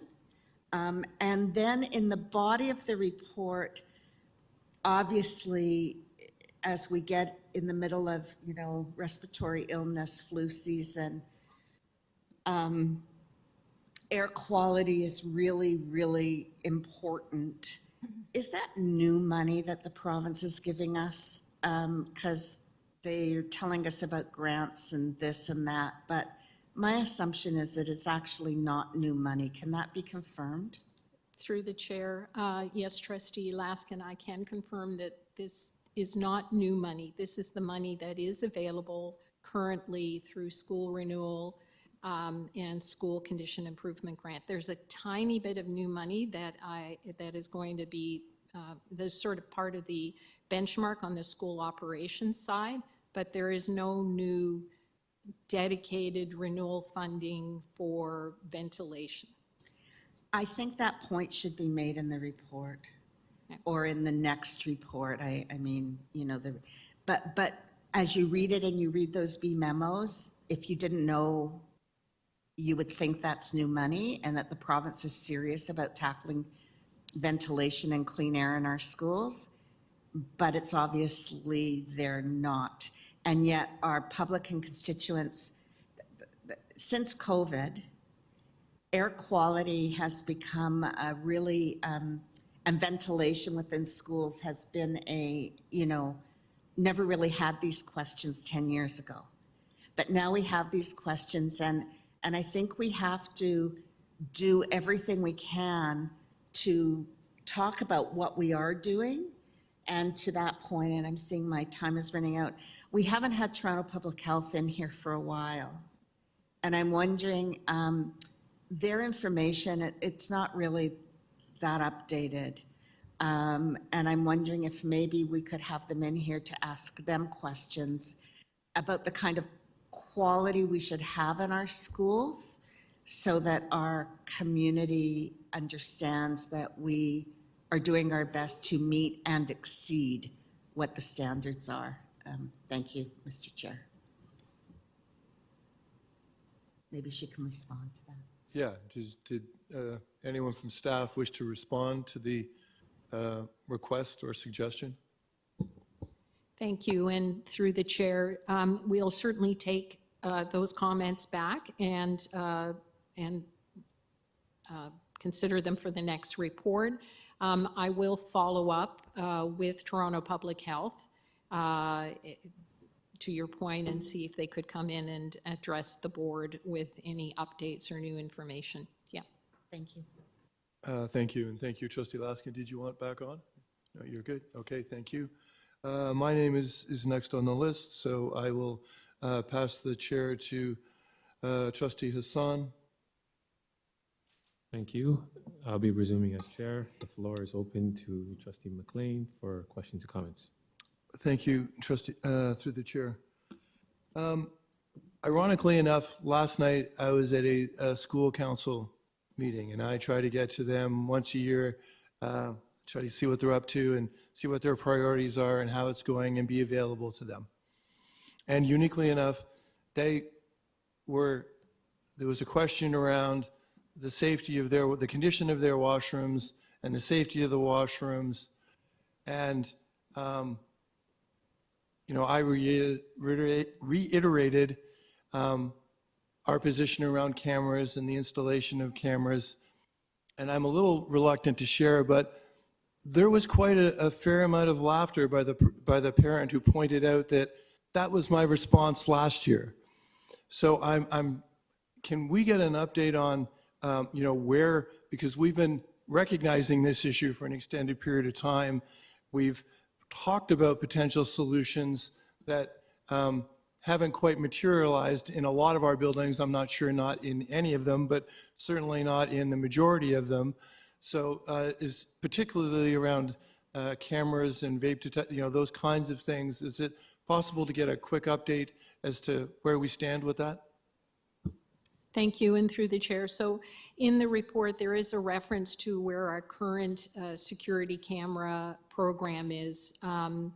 We have the next group of cameras out the door in terms of being tendered, and we set up those tenders to receive unit pricing because we have another 25 designed and ready to go. And when I say design, that means that we have gone out to identify the locations for the cameras because these are new, much more enabled, better range cameras. So you may need less of them or they can serve more areas. So they do need, it's not just a straight go in and replace and so on. So it does need to be designed. So that the next 25 will be out the door and we'll start the installation work for that in the spring. Our goal is to get through all the secondary schools first. And we've been working with Caring and Safe Schools to help. They helped us to prioritize which are the schools that should be done first. And the funding for those camera replacement projects is coming from School Condition Improvement Grant because we're replacing existing systems. So that's good. The work takes time. took us a little while to identify or to deal with some technical issues because, you know, there was asbestos abatement work as well as making sure we weren't drilling through any fire-rated walls and things like that. So that's kind of all been sorted out, and I expect the next 25 will go out the door a lot faster. We have, if you recall from a report we brought about a year and a half ago, we have already a pre-approved vendor for these cameras. We have, you know, a team comprised of Caring Safe Schools, facilities, and IT, because these are internet protocol cameras, so you do need IT involved. All of that is now set up, and so the installation will happen relatively quickly. What this additional funding does, this 1.3, it's not tied to the school condition improvement grant eligibility criteria, so it can be used for new initiatives, including looking at cameras for our middle schools that don't currently have cameras. So when we go to put cameras in those schools, we're not replacing cameras. This is a brand new system. And also to look at things in a more sort of holistic way. Cameras are not, they're great, but they're not the be all and end all. You have to have other things in place. And I would say there's still a lot of understanding about the vape detection and how that is going to work. It's one thing from a technology point of view. There's very sophisticated technology out there in terms of vape detection. But the question is, okay, now what do you do? You know, you know, you don't want a system that's causing an alarm to be triggered in the school office every 10 minutes. Hopefully that's not the frequency, but you know, how does having vape detection devices in a school washroom, how is that supported operationally? And we are working on that with Caring and Safe Schools, and we have reached out to a couple of school boards who have already put that in place to better understand, and also talking with our school administrators because they have a different, maybe a slightly different perspective on the value of vape detectors in washrooms. Okay, thank you, and I appreciate that. Can I get a sense through the chair, a sense of, do we think that, are we going to do all the secondary schools before we get to the middle schools and then tackle the middle schools from a perspective of the Caring and Safe, that they, you know, help us prioritize which ones would be first? Or are there situations where we might have challenges at the middle school level in certain particular buildings that might exceed and outweigh potentially the last 20% of the secondary schools where this may be a smaller problem? Are we doing all secondary schools and then heading into middle schools? Thank you. The funding, that 1.3 million is really our pressure point because it can't be carried over year to year. We can commit the funds and carry them over, but we can't carry over any uncommitted funds. And because that is funding that is particularly useful for us to add new systems, I think we're going to try to keep doing all the secondary that we have, but advance the middle schools and get a few of those done sooner than later. I appreciate the clarification. Thank you. That completes my remarks. Thank you, Trustee McLean, for the questions, and thank you, staff, for the detailed answers. I'll now pass it over to Trustee Erhart. Hi, thanks very much. So I always appreciate this report, so thanks very much for all of the work that goes into this. I wanted to ask, and I believe Trustee Laskin asked this, but I wanted to repeat for clarification. The report that we have notes that in the Ontario memo around ventilation, that they specifically say to support ventilation improvement measures, 29.5 million has been included in the school operations allocation of core education funding on an ongoing basis. And boards can leverage the 1.4 billion allocated annually for school renewal. Could you help explain to me again how that actually means, how that is not new funding? It sounds so much like they're saying that there's ongoing funding for ventilation, $30 million. Could you help explain why that doesn't mean new funding for TDSB? Thank you. I'm going to start, and perhaps Executive Officer Snyder, if I'm not putting him on the spot, could also speak to that. But they're referencing in this existing operations funding,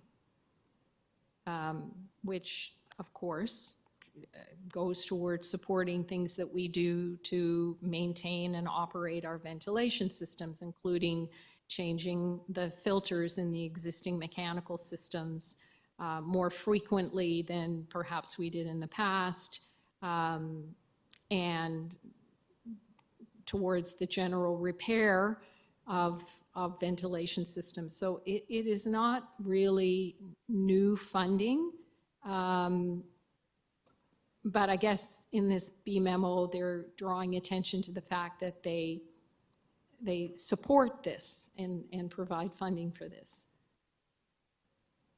Okay, so am I to understand that that's actually just routine maintenance for existing ventilation that exists already in some schools across the province? Like that would just be like what one would expect to keep something in working order? Thank you. Through the chair, well, yes, so school boards do receive funding to maintain and operate buildings. And so that is in reference to that funding that we receive. Okay, thanks so much. It's so frustrating to me because I feel like that's not hitting at what the advocacy concern has been of the TDSB since we did a motion last year, and that I noted was in a report that we're considering later today, or that we're receiving an update on later today, which is our submission for the budget around new and sustained funding for new ventilation, for updates and upgrades for ventilation. And so just like maintaining buildings that we have and facilities that we have, I mean, it's just, that's to be expected for public entities. So even though we have an infrastructure backlog, I find it very frustrating that that's being almost marketed to us in this case. So I'm sorry to hear that this means no new, no money for ventilation improvements, but just the same, the status quo. And I'm wondering if you could explain to me, because although this mentions updates for ventilation, there isn't, and we're in winter, summer feels not so far away to me still, and air conditioning and cooling our schools is very, very important and really comes to the fore during our hot weather seasons.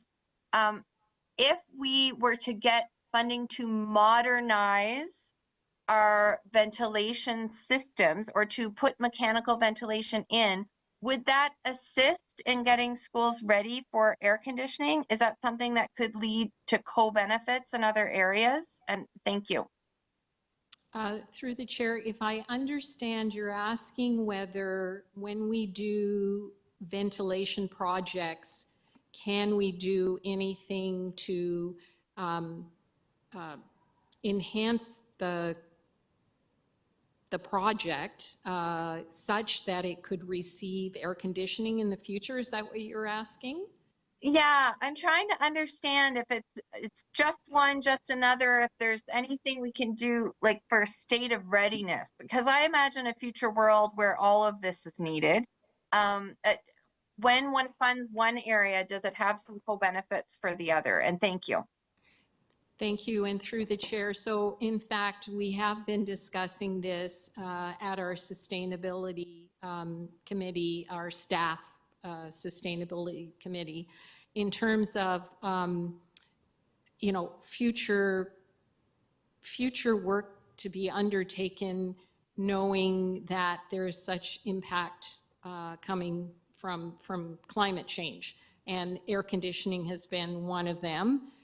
But we would like to bring something forward that is in fact part of the climate action report, because it's really about making our buildings more resilient. And there's different factors involved in that. It's not just about adding air conditioning in every school. It's also about the design of the buildings, the orientation of the buildings, what natural plantings, trees, shade options there are, storm water absorption on the site. It's all part and parcel of kind of addressing climate action. So we are intending to bring something in the climate action report that kind of speaks to that. And you know from the ventilation report that we submitted last year, the cost to add new ventilation is quite significant to existing buildings, but you know, when you start to look at it from that climate action building resilient lens, it is something that we probably should consider. And we also did draw attention to this as a guiding principle in the capital revitalization plan. So I think a more fulsome plan about that will be forthcoming. Okay, thanks very much. That's helpful. And I do, with remaining time, want to ask about capital revitalization and also just an observation, like from what we're seeing from the ministry here. On my observation, it's about what we're hearing from them is more reporting on what's being done, but I'm not seeing anything here, anything new up and coming from the ministry in terms of a vision for updating or modernizing our schools, other than us using proceeds of disposition, which is selling public property to bring buildings up to 21st century. So I'm wondering if you have any insight from work with the ministry on how like what is the response to capital modernization?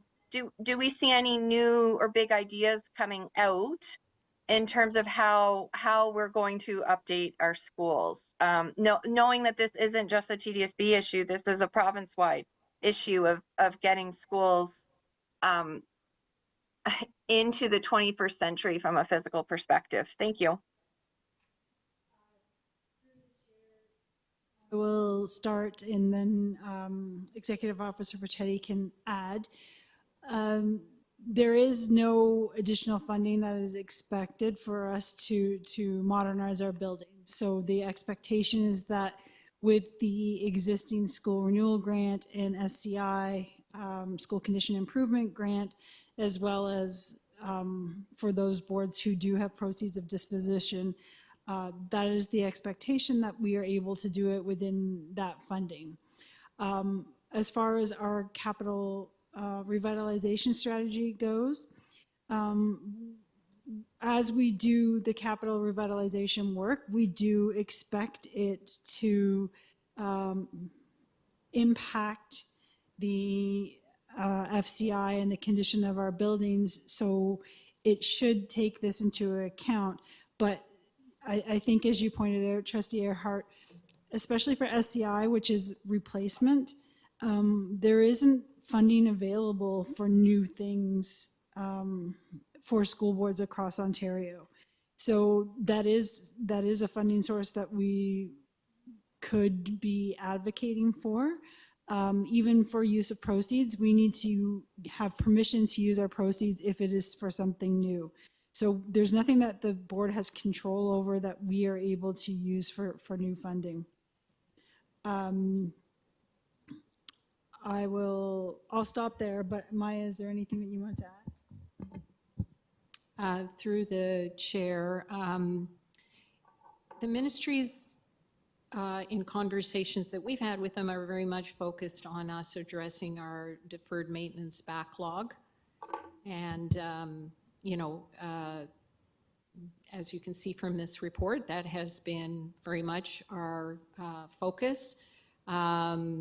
When we replace aging equipment or update systems or elements in a building, we perhaps don't modernize them in the true sense, but we do improve the facility condition of those and make sure that the systems are working the way they were designed to work, and often improve even on that. So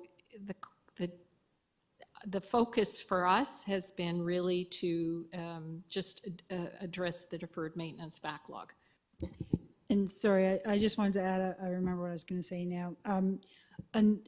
A part of our being able to use the funding effectively and efficiently is the ability to close schools, right? To address some of the not only excess capacity that we have within schools, but also the condition of some of our buildings. So it is an important part that we cannot fully implement our revitalization strategy without the ability to close schools. Okay, thanks very much for all this. I don't have any new motions or anything to bring forward today on any of this because I do believe we passed the motions that we need as a board, both on advocacy around ventilation and the advocacy letters that we wrote last year, and also the motions that we've passed around budget advocacy for 2025 budget. So I believe in those, the board's approved advocacy in all these areas, and I'm hopeful that we can continue in that advocacy, and thank you. Thank you, Trustee Earhart. Seeing no one else on the speakers list, can I get a mover and seconder for receipt? Trustee DeVitas, thank you, sir. Trustee Patel. Trustee Patel, thank you. Can we open the vote, please? In favor.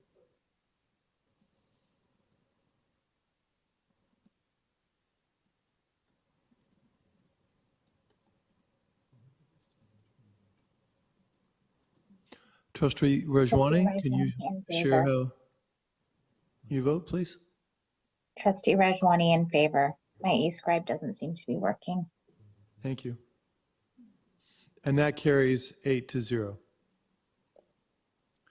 The next item is 5.7, the short-term capital borrowing resolution, which is on page 135 of the agenda. Director Zucker, who will be speaking to this? Through you, Mr. Chair, I will be presenting this report.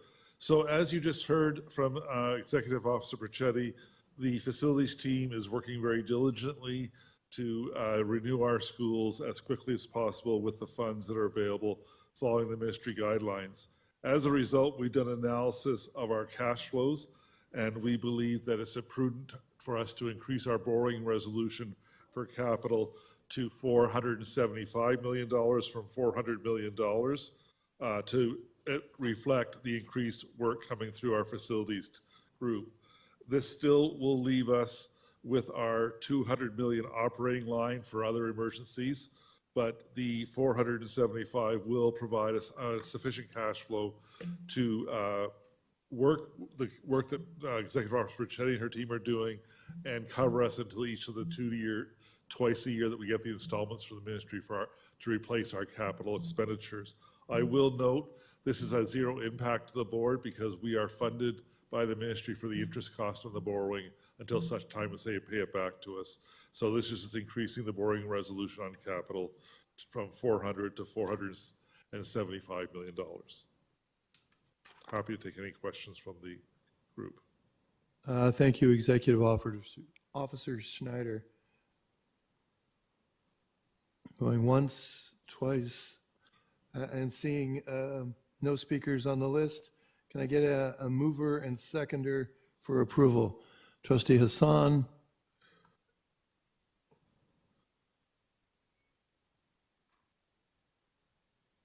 Trustee DeVitas, thank you, sir. Can we open the vote, please?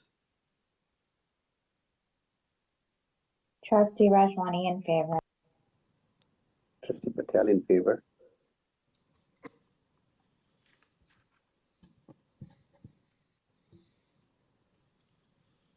Trustee Wong, can you share with us how you vote, please?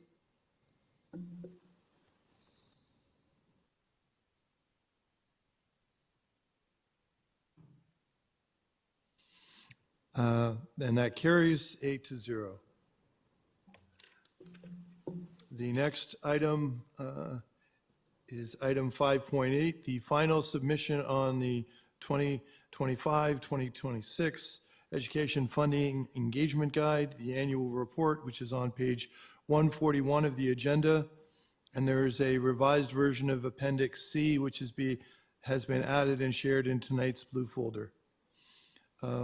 Thank you, Mr. Chair, and I'll be presenting this report.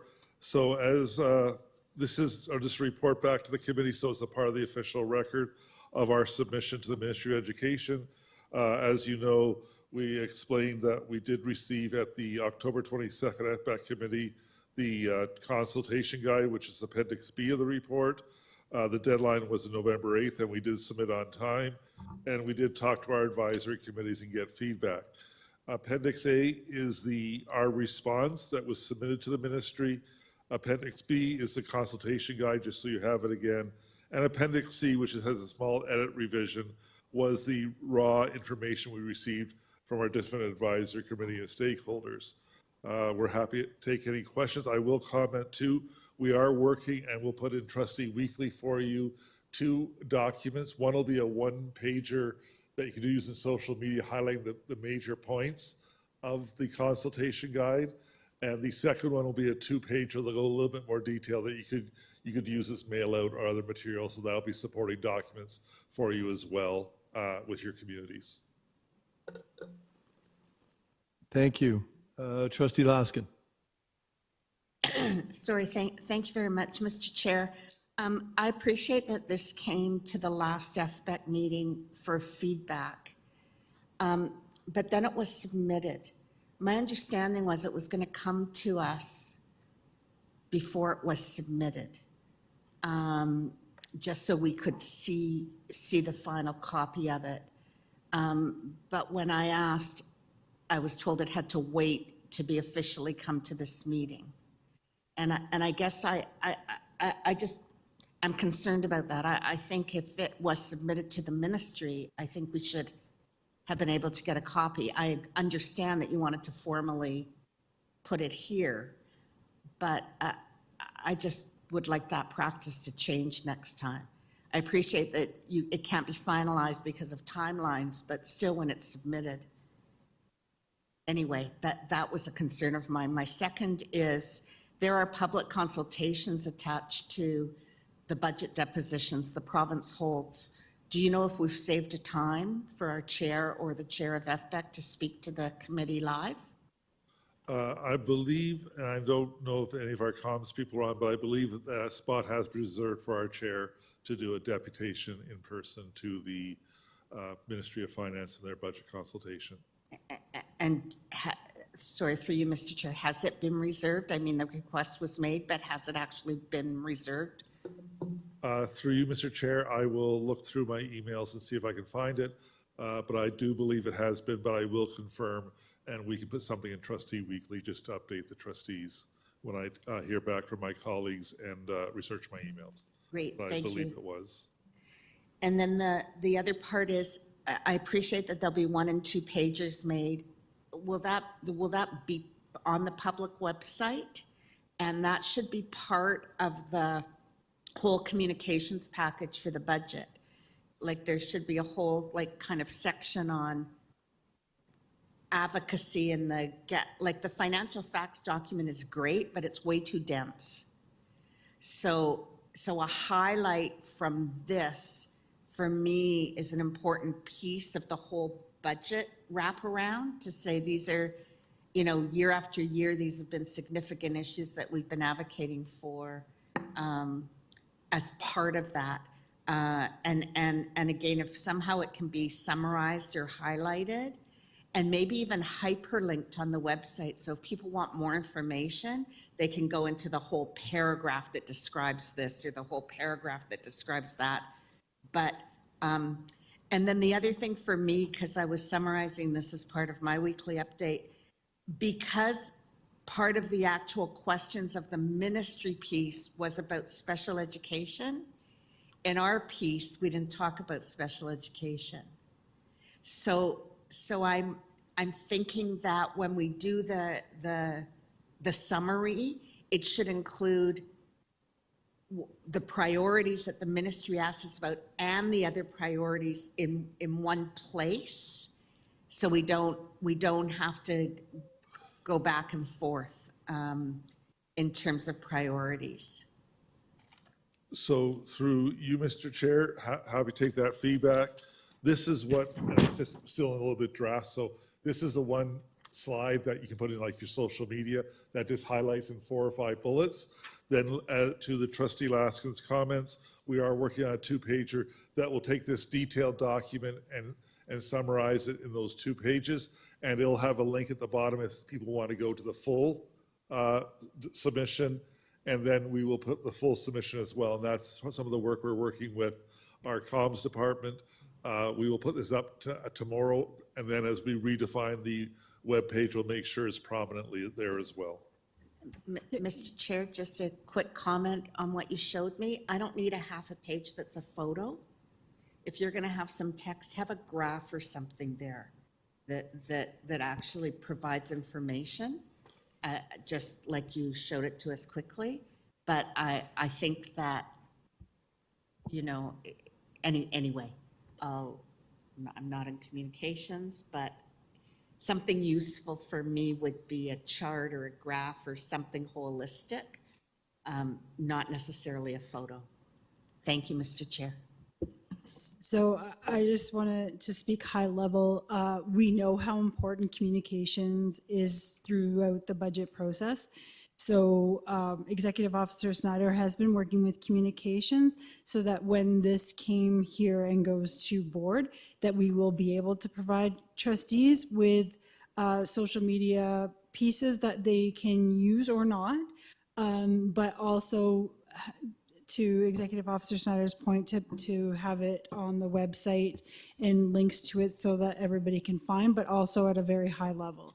So we've heard you about how important communications is as part of this process, about how it needs to be easily digestible by the public, and it is a priority through this process for us to make sure that we are providing that in a timely manner as well. So thank you.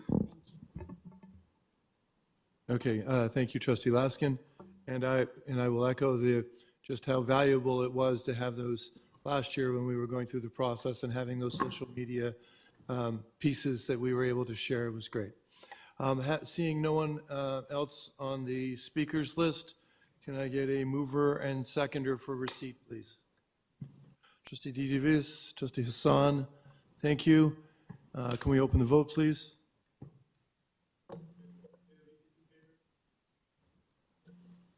Trustee Rajwani in favor. Trustee Patel in favor. And that carries 8-0. That brings us to the last item on the agenda tonight, which is adjournment. I'm willing to bet it's easier to acquire movers and seconders for this. Trustee Rajwani. Sorry, Trustee DeVitis before, Rick. New chair and vice chair for their first successful and short meeting. Hopefully carries the pattern. Congratulations. Thank you. Trustee Rajwani moves adjournment. I need a seconder. Trustee Hassan, all in favor? Those Aye. opposed? Fanny? Aye. Good evening, everyone. Thank you for your participation, and have a nice night. Chair, thank you for a great meeting. Thank you, Chair, Vice Chair. Take care. Bye-bye. Thank you, everyone. Good evening.